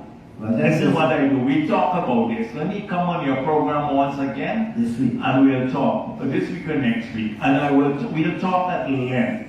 But you have to promise that you are going to listen to the other side. If we ain't got money, we will give you. Imagine you were Exxon. You had a block. Well, anyhow, let's leave that for the program. Let's leave it for the program. Thank you. So I'm seeing you next week. All right, I'll come on the Thank program. you. I'll come on the program. Last press conference you promised that. All right, okay. My second question, you had lamented about the lack of skilled forensic auditors in this country. And you found Professor Haynes Yeah. and put him in charge of the audit team for the prior $9 billion. He told us that on News Sunday, which I read for myself, that when an audit, that the belief that Exxon Mobil overcharging and overbilling Guyana is misleading. Those were his exact words. Sir, when an auditor makes such a pronouncement up front on a company that is known worldwide for overcharging and overbilling oil countries, when a pre-contract cost submitted by ExxonMobil to Guyana was found to be highly questionable, Yeah. not finished, Okay. and a recent IDB report said that costs are an area of the greatest disagreement between oil companies and oil countries, and that countries need to be on their toes to avoid being taken for a ride. How, Mr. Vice President? So I, as a Guyanese, yes, I agree with can almost expect, I'm not everything. finished my question. No, yes, but I'm okay. asking my question. Yes, so let's get to the As a question. Guyanese can expect this individual to carry out a thorough and fair investigation into that US $9 billion. So- Does that concern you? So I have to examine, I've not read this, but if he has said this, so I don't think it should have been mentioned, but I'm qualifying that only if he said it. Now, he is not the only, there are a group of 3 or 4 Guyanese companies that were put together to build the capacity. And a foreign company working in partnership with them to do this audit. So they are doing this audit and we want to build the capacity, transfer the skills. Now, if an auditor is doing the audit and his company, I don't think, especially he should be premature if that was said. I'm not sure it was said, but then that should have never been said. And what you said about oil companies and costs and about countries needing to be vigilant, nobody can fault you for saying that. We've seen it and we have to be vigilant. Nobody will look out for our country if we don't look out for it ourselves. So I agree with you, and that is why we wanted Guyanese companies, because when you hire the foreign companies, we say they work for Exxon or they have audited Exxon before, so they may be in Exxon's book. So we are trying to build a local capacity to do our own audits, so people who are more national in their outlook will look out for our interests. But I will check. I'll check if that was said. Can I just do a quick follow-up on what you said there? who is authorizing and monitoring these inflated costs that are throwing at us? Well, that is where the audit is supposed. I just explained that there is no provision in the contract for co-management, although we are entitled to 50% of the profit, but they manage. There's an operator that operates on behalf of the shareholders that run the company. So assuming the costs are inflated, when the audit is done, this is a post-expenditure control, then when the audit is done and they find inflated costs or unreasonable procurement practices that have led to inflated costs, they can then flag those and have those adjusted. And then Exxon has to explain. And that's the control. So this is how you control it. All right, Sabro? Can I ask just one quick question? All right, let me come back to you. Let's get this Sabro. Production sharing report. A year and a half now. You have promised to make a comment. Production sharing? That has been missing. Oh, the production reports, yeah. And they come out, I told them at least every week and stuff like that we can, but that's not secret data or anything like that. So let me find out again. What did Vikram say? Well, I don't know. We've been trying to Did you ever ask him pointedly? He's the minister. Vikram, you never asked him. Don't wait until you come to my press conference to ask. Give him a call and say, You know, sir, you asked us to seek the bauxite, gold, diamond, and all these contracts from GRA and GGMC. To date, I have tried personally, I've spoken to all the heads, and they refuse to give them. No, So could we yes. have you? But I saw Stacia's reply. So he did reply to you because he's administering some of these contracts, right, on the fiscal terms of the contract.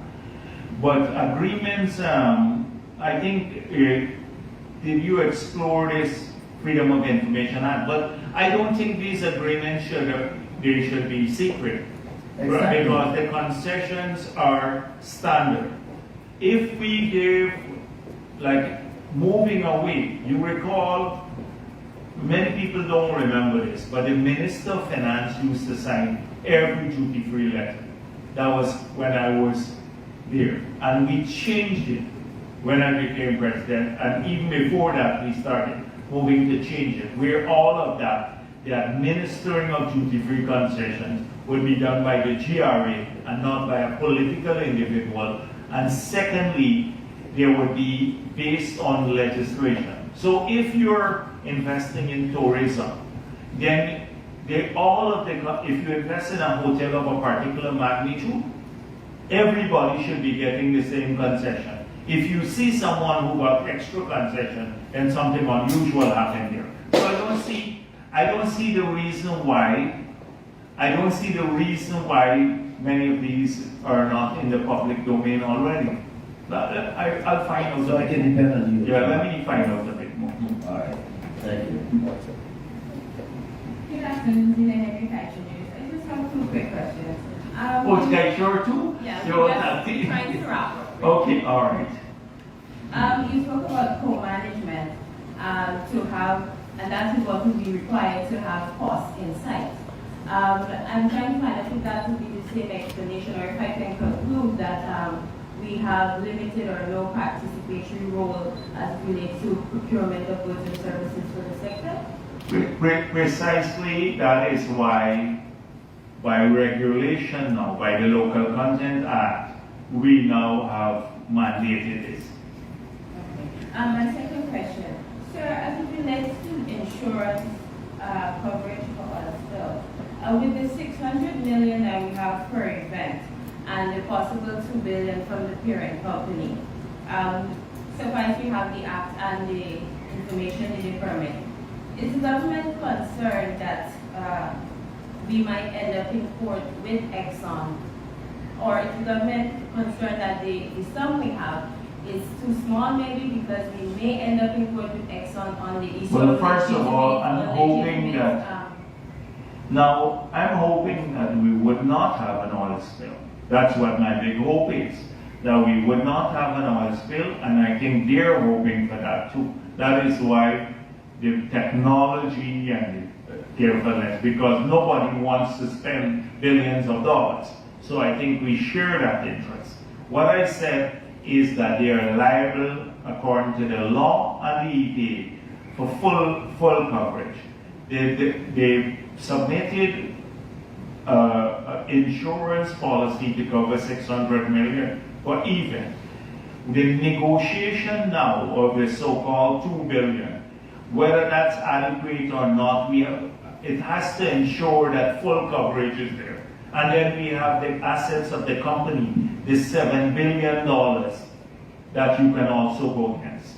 So they have to, the ultimate aim is to have a guarantee that covers any such liability. That is the aim, a guarantee that does that. Understood. So that is to say we do not have a total package as yet, which is inclusive. That is why the negotiations are taking place. That's why the negotiations were taking place. And that's a concern for some stakeholders because we're pumping and we're going faster and we do not have that complete package. So, and we're also looking at legitimate liability. We could end up in court arguing with Exxon over what they can cover. So together we actually have a 2.6 billion coverage. You're just parroting the old kind of argument. No, I based on the information. No, you're parroting the same old thing. I'm not going back through that. I made it clear from the beginning what their position is. So we are working toward this full coverage. It's by law and by the permit, they have to do this. No problem. Full coverage. So that's an obligation at this point in time. No problem. So all that we have to now get is the instrument to give that the effect. We've gotten one such instrument that is being worked on, the second But instrument. we're pumping currently. We So is that a concern that we don't have the Well, full we should shut down pumping. LISA 1 had no such requirement. In fact, and we were pumping oil that the same Vincent Adams approved. LISA 1 had no such requirement. Okay, What insurance he had at that time for LISA 1. And the same arguments you're making here. So I dealt with that matter already. Let's move on to one more something question. else. Can you give us the progress on having that policy in country? It's not together yet, but what work is happening right The now? thing is that on that policy, if there is an insurance policy that exceeds a particular threshold, and you have to go through a local broker, it means a lot of money for one broker. Whoever gets that chosen. So if it's an insurance, if it's a parent guarantee, it does not cost the company any money, therefore the premium, nor does it cost us because we're part of this. So that's why I'm saying that it's beyond the capability of the local insurance industry to provide such a coverage. You know that they'd have to reinsure, and that means going through a broker. So that was one issue, and what was the next one? There are two issues. Yeah. Just two questions. First one is on cost of living. Okay. We are seeing government putting our hands giving out cash grants to certain selected groups in society.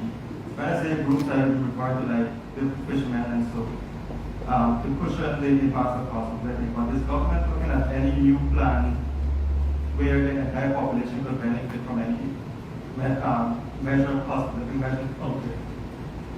And two, just to clarify, when you opened your press conference, you said that you spoke on local government elections. Is it that the PPP is ready to go to local government elections and will be contesting? Yeah, the PPP will contest local government elections. Norton said he's not contesting elections unless the new voters list. There's a new voters list. Norton can't bully the government or the country not having local government elections.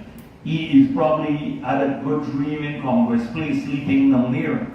But he can't bully local government shall take place. We don't know the timing because we don't control that. The PPP will participate. He now has to backpedal, go back down basically, and contest the elections. I'm sure he will. Don't worry with all this big gap. Okay, that's one. Yes. The second one was on cost of living. Yes, the cost of living. Is that all? You want to go through the others? All right. Okay, let me deal with the cost of living. So, cost of living is a real issue. It's a real issue. It's affecting Guyanese everywhere. We've seen the increase in prices at various levels. And so the first policy that the government took to put in place was to remove the taxes. So that taxes have the benefit of helping everyone. We removed the VAT on lube oil because with the common external tariff we could not remove, but we removed the VAT on lube oil. We removed the 50% tax on fuel, and that has made a huge difference because the price of fuel, gasoline, diesel, etc., they feed into production and also transportation. So that's the first measure that we introduced. Secondly, we decided that we had already removed the value-added tax on hinterland travel and freight into the hinterland. But we decided that in the hinterland areas, and riverine areas, the people are disproportionately affected because although cost of living is high on the coast and has increased, in those areas it's magnified because of higher transportation costs. So what has happened is that there's an across-the-board grant to every household in those areas to address the cost of living. That's the second measure that we put in place. The third measure is that we believe that although we may not be able to address the cost of living directly through reduction in prices, that we could also help on the production side where the cost of inputs have gone up. So for the farmers, the big issue was the cost of fertilizer, that skyrocketed because of the price of oil. So they have this $1 billion program to assist them. So you have a dual benefit there. They go back to production, which can keep supply down, up and prices down, that is for the cash crops. And then they also, because of lower input costs, because they're getting help, their marginal income could improve. So that we would assist them to better cope with, not to address cost of living directly, but to cope with the cost of living. The same thing, the fishermen issue had been predated this issue about their long period when they were not, the season change, the FAO pointed out, when Lal said it was the oil companies chasing away the fish, but there was a commitment to assist them in that regard. So they are now getting some help. In terms of supplementing family income, we also decided that the part-time employment. So we have now 11,000 people, there'll be another 4,000 people, mainly women and young people across the country.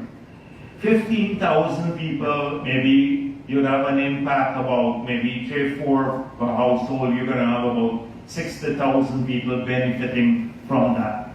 That's only on the coast. We have increased in the hinterland from 2,000, another 500 CSOs. So you cushion, also you supplement family income at that level. We're hoping also that this $30,000 that the families have received from the government would assist with some of the cost of living measures too, although it wasn't designed originally for cost of living. So we are one of few. We then, at the customs level, we've still maintained the policy almost for 2 years now, a year and a half, where we're using the old freight rate to calculate the taxes. Because the CIF value, you levy the tax on an ad valorem basis on CIF. So when the freight component of it went up from like $3,000 to $20,000, so the cost, insurance, and freight, and then you put the tax on that, we're using the old freight rate. So that has lowered the taxes that people had to pay, and therefore, hopefully it will abate some of the price increases. On the small people who are constructing, we recognize that the price of labor has gone up because there's a boom, we have a scarcity now in some skills, and then the cost of living for steel and others, the price of steel and cement. So that is why we've launched a program where for small homes below a particular level, they will get all the steel for free and the cement, and then for those slightly above, they will get some cement. All of these are direct intervention methods that we're using to hopefully cushion the cost of living. And that's not the end. We're still assessing this to see what more impact. We're looking now at the pensioners. We're starting to look at pensioners to see what we can do in that regard. So we are one of few countries that have launched a lot of these measures. Because look at the US, it got hit heavily around the world with cost of living measures. So those are just some of the issues. A quick follow-up on local government elections. Once they communicates their readiness to host LGE, would the government call local government elections? Yes. And that would happen this year? I don't know. They have to write. They would have to write indicating. GCOM would have to write indicating when they're ready. But the People's Progressive Party, I speak for the PP, the General Secretary, and I've already convened a meeting, and we've started working on our organizational structures around the country. We're put our party on our readiness mode. Mr. Jagdeo, Kristen Nottingham, MCN News. Just a follow-up to David's question. GCOM has signaled that it is working towards late November, early December to have LGE, local government elections.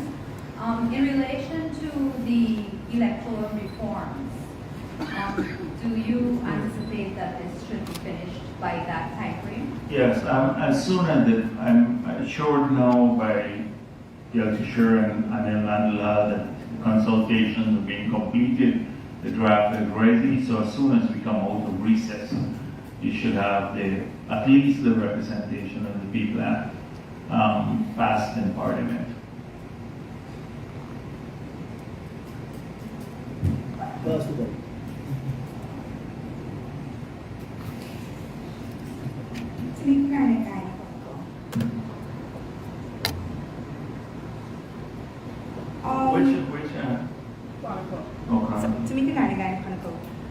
My first question is pertaining to what you said earlier about the International Decade of People of African Descent Assembly and the money being given to them.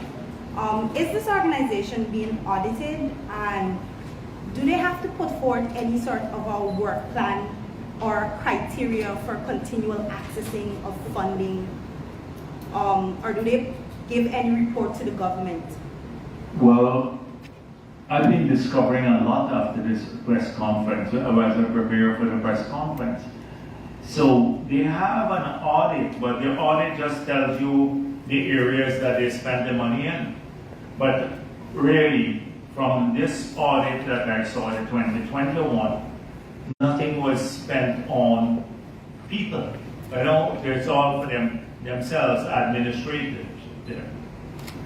So I don't know whether they have submitted any work plan, but clearly there's no work being done to help anybody, any Afro-Guyanese. They just help them helping themselves. There's no work plan that I see.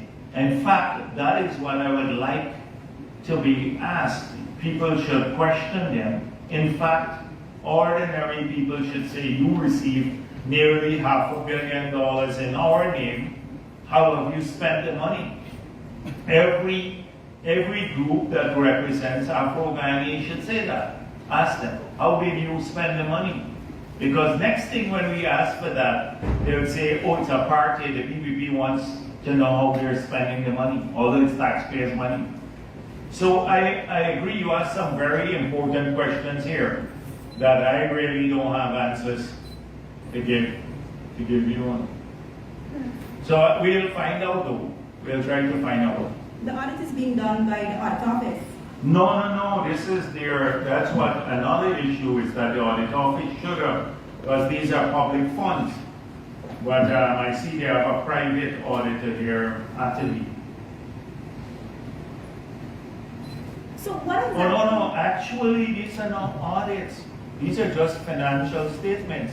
I'm just looking at them. Now, right, I thought that these were audits.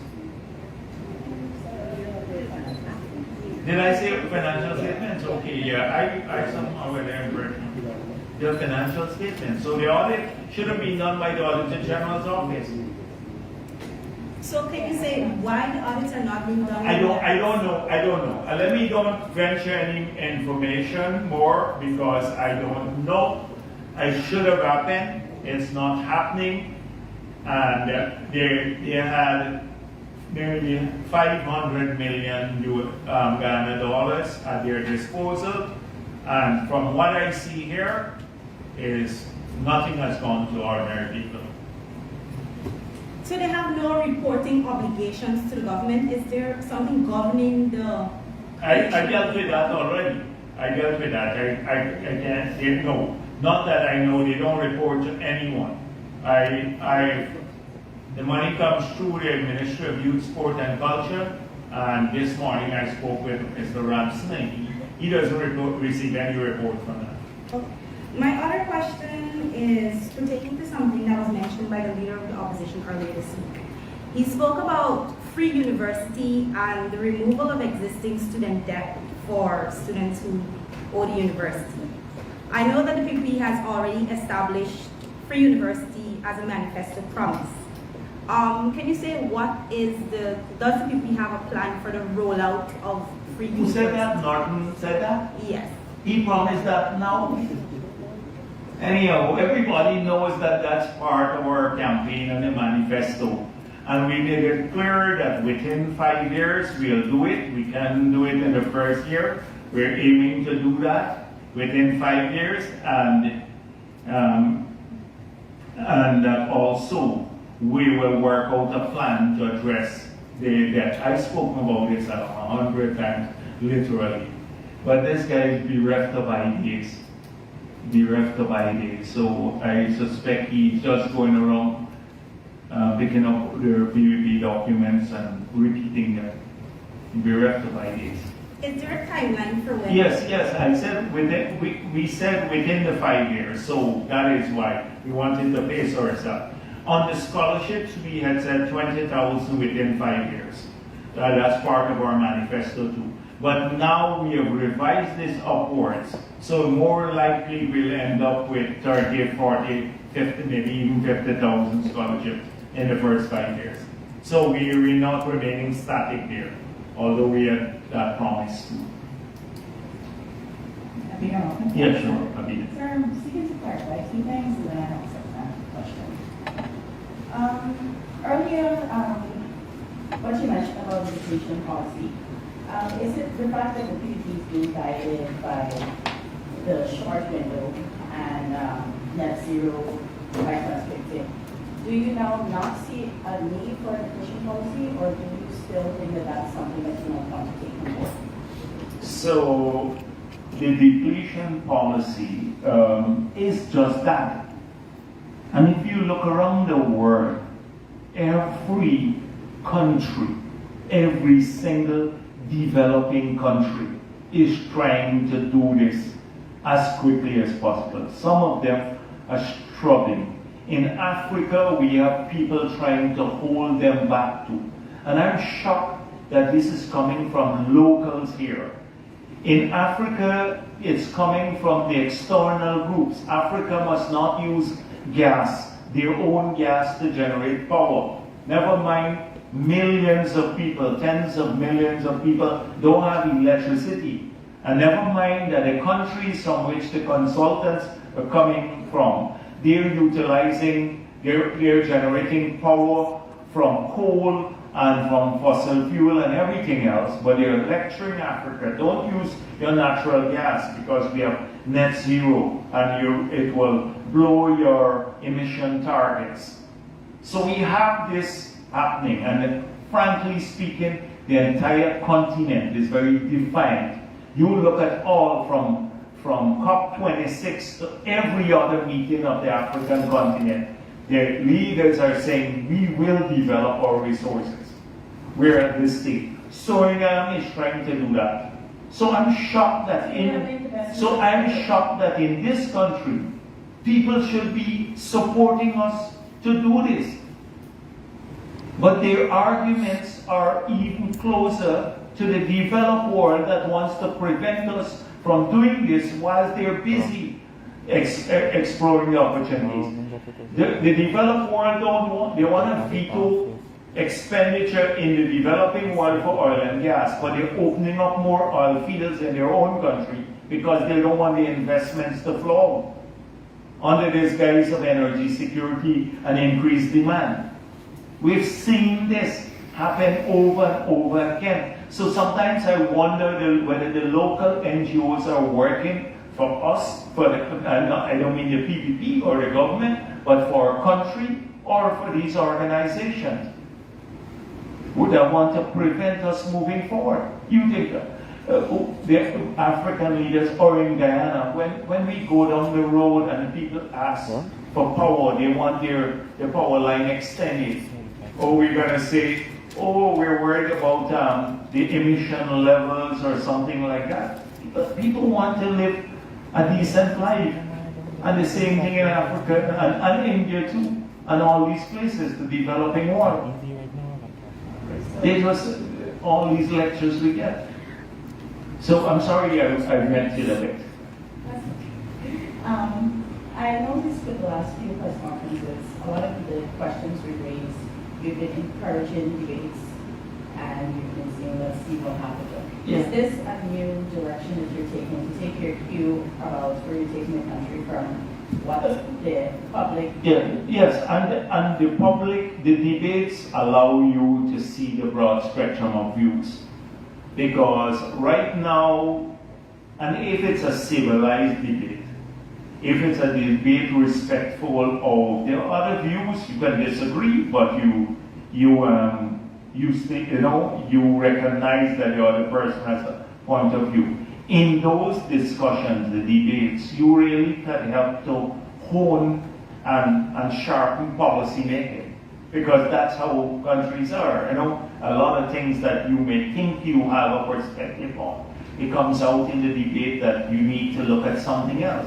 Like this whole point that was made earlier about locals versus foreigners and who gets the block.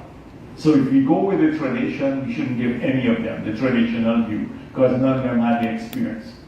Then you used to say that Fit Motila used to sell clothing and how he got a road contract. Remember that one? and stuff like that. You recall the early days when you cussed me every single day in your newspapers? Up till now, I'm still getting cussed over.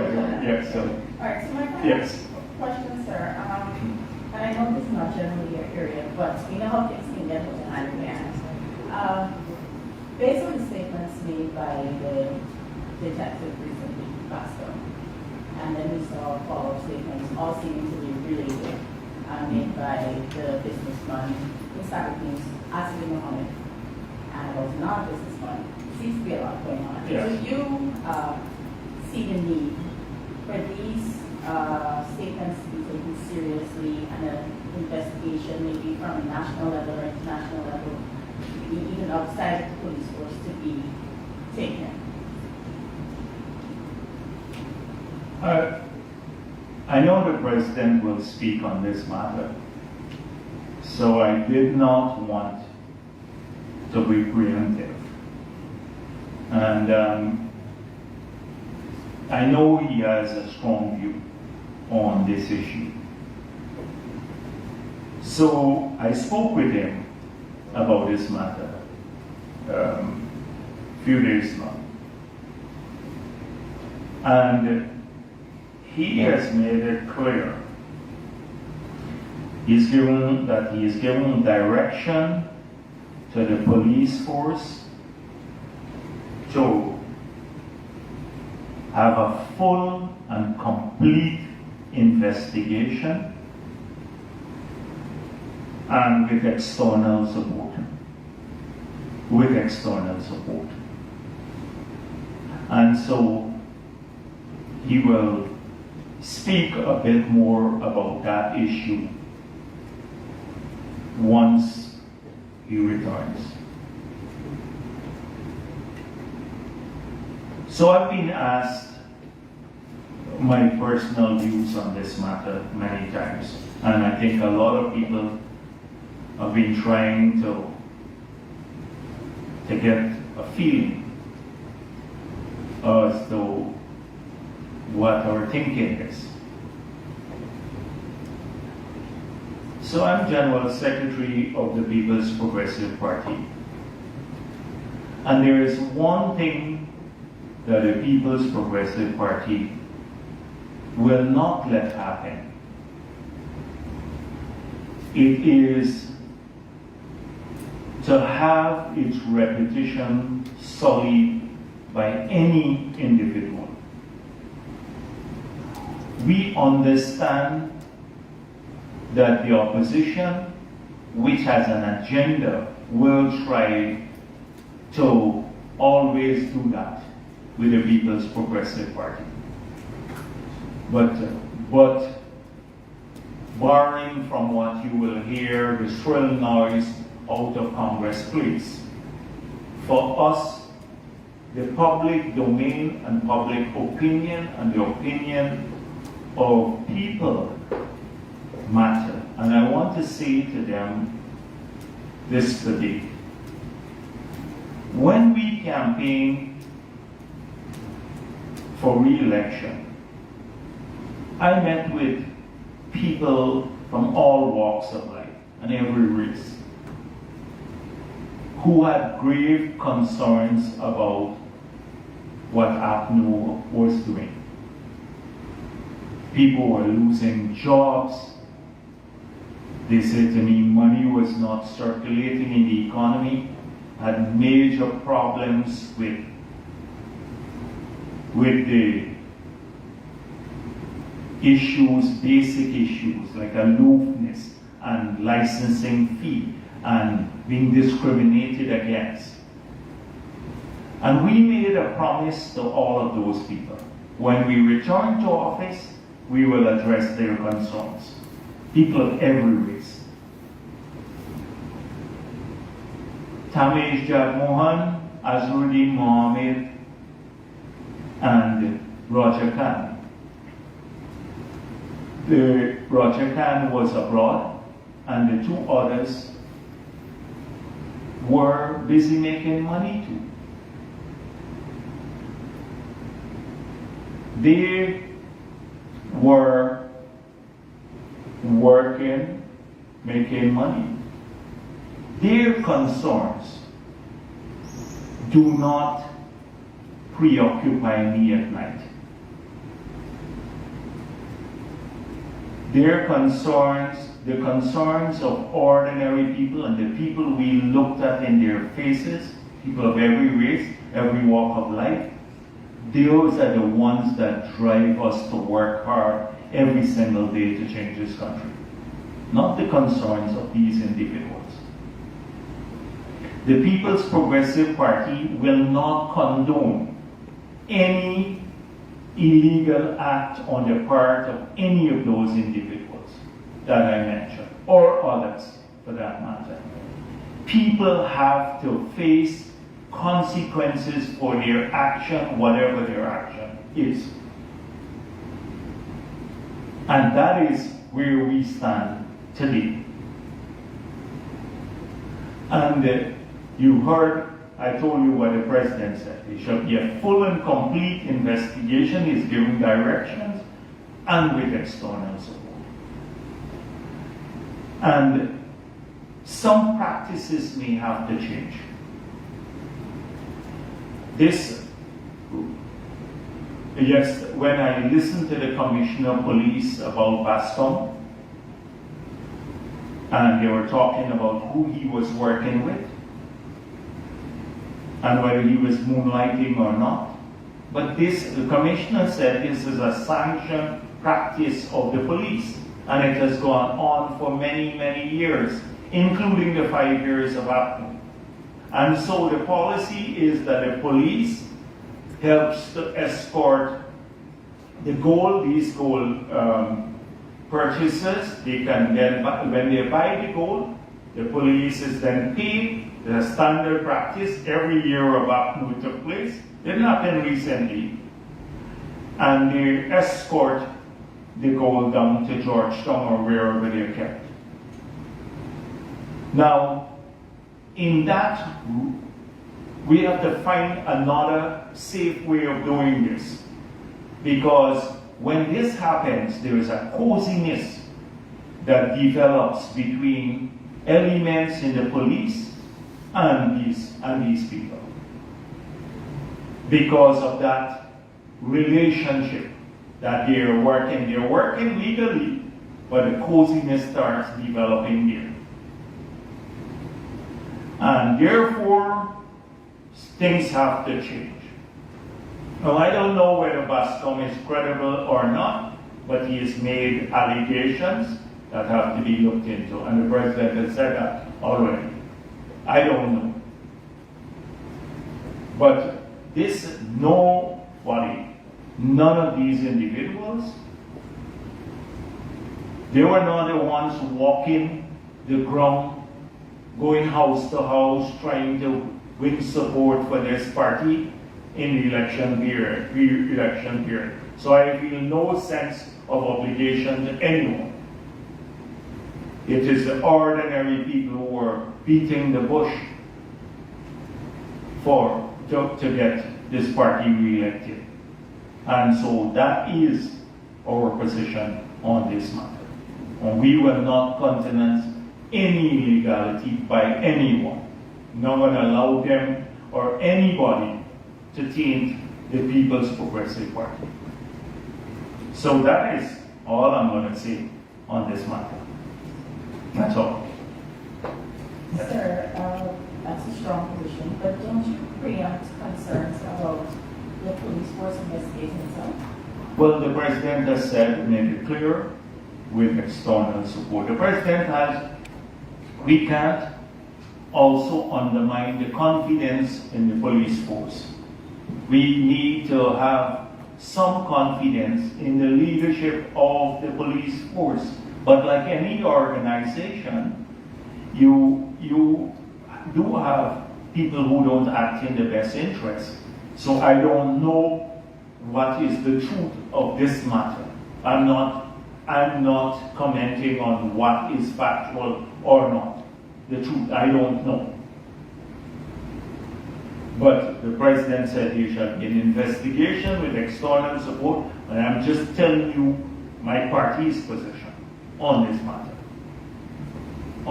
And so that's all I want to say.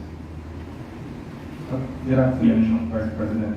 I have a question about the comments you made about Gas Shore and just two substantive questions.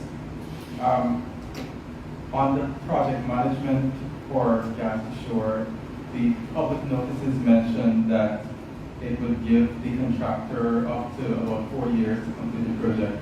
Given that the government has been saying that it wants to deliver gas ashore in 2024, do you see at this point the timeline public, this is a 2 years project. That is the first 2 years. So by 2024, the power plant has to be in place. The NGL facility may not be completed. It's a bit more complex until 2025. So what happens is that they will feed the raw gas to the power plant in the first year, and then when the NGL facility is completed, then the gas will be dried, and then the lean gas will be fed to the power plant, and then you get the liquids. So I guess that could explain that issue. Okay. Recently, Repsol announced that they struck water in the Kublok offshore. Are you concerned that recent finds that were not being commercial or drilling that came up dry outside of the Starboard block would dampen excitement about the prospectivity of the basin outside of Starboard? Sure. The thing is that drilling is often a hit and miss issue, and it requires a number of skills that you have to bring to the table, including proper interpretation of seismic and all of that. I don't think globally the excitement about the Guyana basin has abated anyway whatsoever, given that. Because mirroring that, you have these prolific finds by Exxon in the Starboard block. And so I guess what may more dampen the bidding process is the cost of capital has been going up now. And so that may be a bigger issue. But I don't think there's any change in the excitement level. Okay, finally, in the Arnute block in 2019, there was a discovery of a Jagdeo well.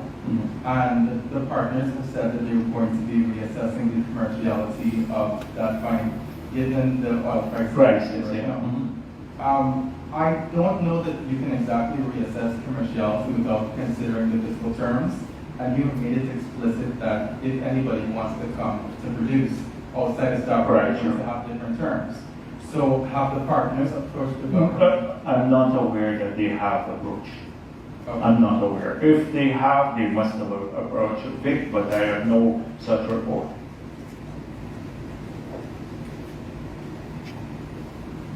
Good afternoon. Delina Bharrat Jagdeo.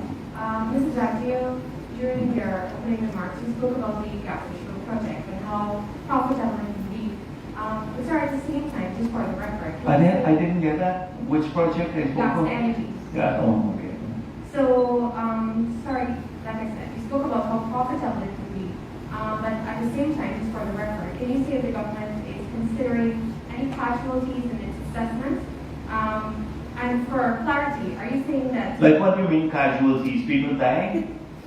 Like, tell me a bit more about these casualties. Explosions or any sort of incidents. Yeah, well, as a result of the project. listen, and that's what the point I was trying to make, that with a power plant at Kingston, we could have an explosion. That's not an excuse for not building a power plant. The world, billions of gigawatt hours are generated from gas projects in the world, billions of gigawatt hours.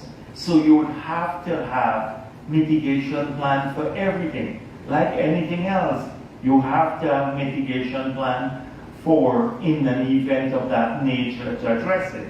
But that doesn't change the commercial viability of the project. And so we're not skimping corners on safety provisions. We're not going to skimp corners to make it commercially viable. You know, sometimes people shortcut the provisions for safety. There shall be none of that. So, sir, on that note, like on safety and so on, the gas leak management plan, you spoke about this as well. Can you say if this plan is only the gas leak management plan? Can you say if this is only going to be in place? The thing is a little rough for me, yes. So the gas what? Gas gas leak management. Or the gas leak. I dealt with that too, yeah. Yes, so I'm asking, just for clarity, you're saying that this is only going to be put in place after that pipeline is finished? No. I'm saying between now and the completion of the pipeline, we have probably a year and stuff like that. Over a year. Before we actually bring the gas in is 2024. All right, secondly, sir, the same issue. Is government currently in any negotiation with Exxon for insurance in the event of any mishap along the pipeline? So we will practically own all of these. It's the government of Ghana that will own, because we're paying, eventually we own the pipeline, we own the power plant, we'll own the NGL facility. We want to own this. We don't want Exxon to own this. And that's why we're getting these numbers down. So we will have to look at this. On the pipeline bit, until we've paid off it fully, remember it's been paid from cost oil, I explained that the last time. So there will have to be some insurance on it, just in case anything goes wrong, for the period until it gets transferred totally, right? But at this, we want to own these things. We want to own the power plant, that's Guyana. So until that time, until we have paid off? Yeah, well, then there would have to be, yes, measures, just in case they have anything, like say a leak or a pipeline rupture or something like that, and it has to be fixed. I'm sure there will be insurance. You're sure, but have you commenced any negotiations with Exxon? How are we gonna do, it's like, how are you gonna start the insurance? First of all, the people are gonna say, the insurers, where is this pipeline? Have you built this pipeline? They said, no, we're only procuring material now. We're procuring the material to start laying. We're now mapping the route. We're still mapping the route. We're completing the environmental studies. And we have to put in place, they'll say, when you've done that, when you know the final cost, then we can talk about insurance. It's reasonable, it's common sense. You can't not know the cost of the total pipeline as yet and seek to insure it. You understand? If you build a house, and you build a house with $10 million, you don't know the house, you start the foundation and you go to the insurance company and then say, what are we insuring? But in all fairness, Exxon has already awarded contracts, but anyways. Yeah, but we don't know the total cost of the project, right? Okay, moving on to material, and that's the long lead items. The long lead items and stuff that takes a couple of years to produce. Sir, besides a new fire station and more fire trucks as indicated by the Home Affairs Minister, can you say what other mechanisms are being put in place by the government to respond to any emergencies that may arise at the Wales site or along the pipeline, start taking into consideration that an explosion at the Cuba fuel depot took 5 days to be controlled? The thing is that I don't think I made myself clear. So if we're going to have a mitigation plan that will be there in the future, the mitigation plan may say, in the event of a leakage, like how we have there, as part of the PIRA license, the only capping stock in the region, although Trinidad has been producing oil and gas for all these years, over 100 years, they don't have capping stock. It's very costly. We've made that a requirement in the PIRA license to have one in the country. It's a first in this region. So you have the capability right here in Guyana, and then you have a subscription with another capping stock. So you would have to, if we say there could be several things, an explosion, you could have a leak, all of that. You have to build a capability to address all of these issues right there. And so that is the capability that will be addressed. And I'm not sure, have you gone to the hearings on this matter? Have you been to the hearing when the environmental permit was done? You went there, right? So these are the issues for there. But for me, it's quite clear. I don't understand. Like, maybe I'm just like out of touch with people thinking, but things have to go sequentially for me. That's in my head, logically. So we're now at the stage of getting the pipeline, contracts awarded, etc. We have to protect our people in any case against any eventuality. Is this not common sense, or am I missing something here? That all of those, including the fire capability, it seems as though you just want a plan, a perfect plan. You're not interested in getting this thing done. That's what the media. You just have to find stories to write because it doesn't sound logical to me. If you have insurance, if you don't build the houses yet, how are you going to get insurance on the house? If you haven't even, you know what the threats are, you have to build capability, but we didn't even break the ground to put up the power plant as yet, and you want us to put in a fire station. Maybe we just ask him because 7 years later we still don't have a full insurance plan. So maybe we just trying to get everything. Or maybe you're asking because you just want to be difficult. And that's it. And that's it. Because how could you reasonably have insurance without the house being built already? It's just it. It's just something that I find very weird, strange. Things have to be logical too. Yes. Just two final questions for me. With respect to CGS, the company noted in its latest financial statements that it would not be able to meet the deadline for the port, the offshore port for the deepwater project. What would be the next move for government? Because I know that the president had said that he is paying attention to the fact that the company is in dire straits and is unable to keep up with deadlines. What would be the next move now for government? And finally, on local content, there seems to be a worrying trend with respect to renting of citizens. You yourself have spoken about this, and it doesn't seem as though there's any stopping where this is concerned. Does the government intend to put in place stricter guidelines or penalties to sort of stem this tide? This is where we are hoping the media would be as vigilant and identify the frontiers too, because first of all, we had to get a piece of legislation of this nature passed in the parliament. People don't understand, a lot of people, how important this was, because some countries have gone through their entire history without a legislation, that would be oil and gas producers, without having a legislation of this effect.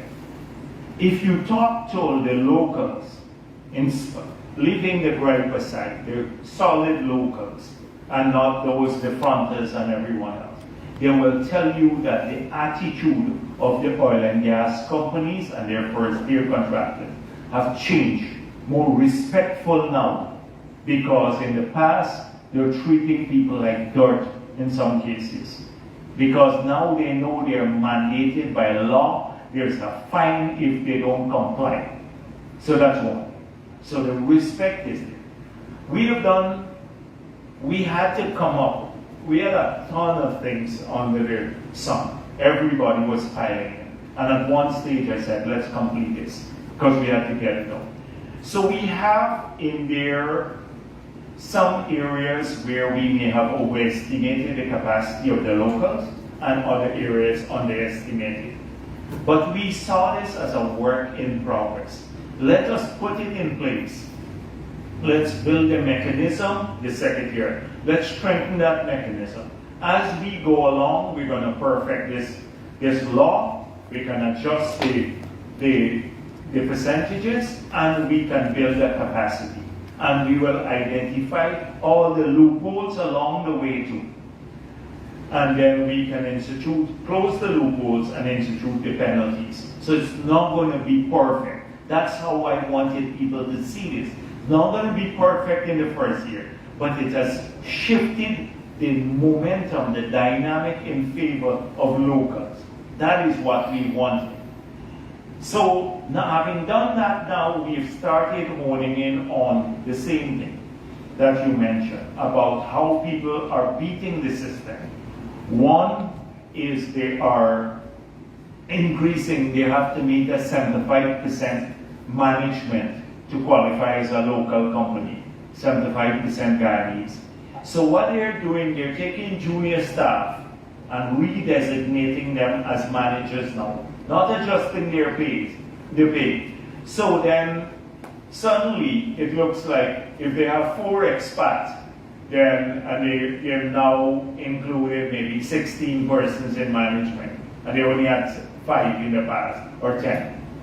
So that's one way they're beating the loophole. Then they have side agreements. So you get the company, the local gets 51% of the shares, but they have a side agreement to get a big management fee. So they take their cut off the top from gross revenue. So that's another way that they're trying to beat the system. So there's several ways that we have identified now that they're trying to beat the system in. And we will close those loopholes. We're going to close the unbundling and then this issue of payment.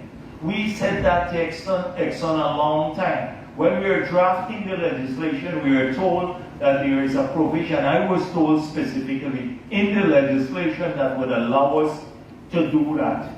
In the legislation itself, I just saw a legal opinion that said, no, we can't do it now. But I was told specifically because that was one of my key issues. We have to address it. The payment, they can't wait 90 days to pay local companies. They have to pay them earlier. I don't care who defends that from Exxon or not. We made that clear as a local position. So we want to close this, but you have to see this as a work in progress as we try to improve on the legislation. And ask you about the CGX. The CGX. So I think the agreement was that they gave up the two blocks that they have and then focus on the one. The facility they were building was not a deep water port. It was a facility that may have done some cargo, but was to service their operations. So I think there is still need for that. So we have to re-engage on that. Already they had 55 acres there. And when they missed the deadline, I think we cut it down to 25 or 30. I can't remember the exact. So we already adjusted the acreage that they had since 2009 because they didn't utilize it. And so if they don't move swiftly on that, we have to look at it again. Yes. Thank you very much. Oh, your question you wanted to? All right, no. Last question, or when I come on your program, when I come. All right, thanks. All right.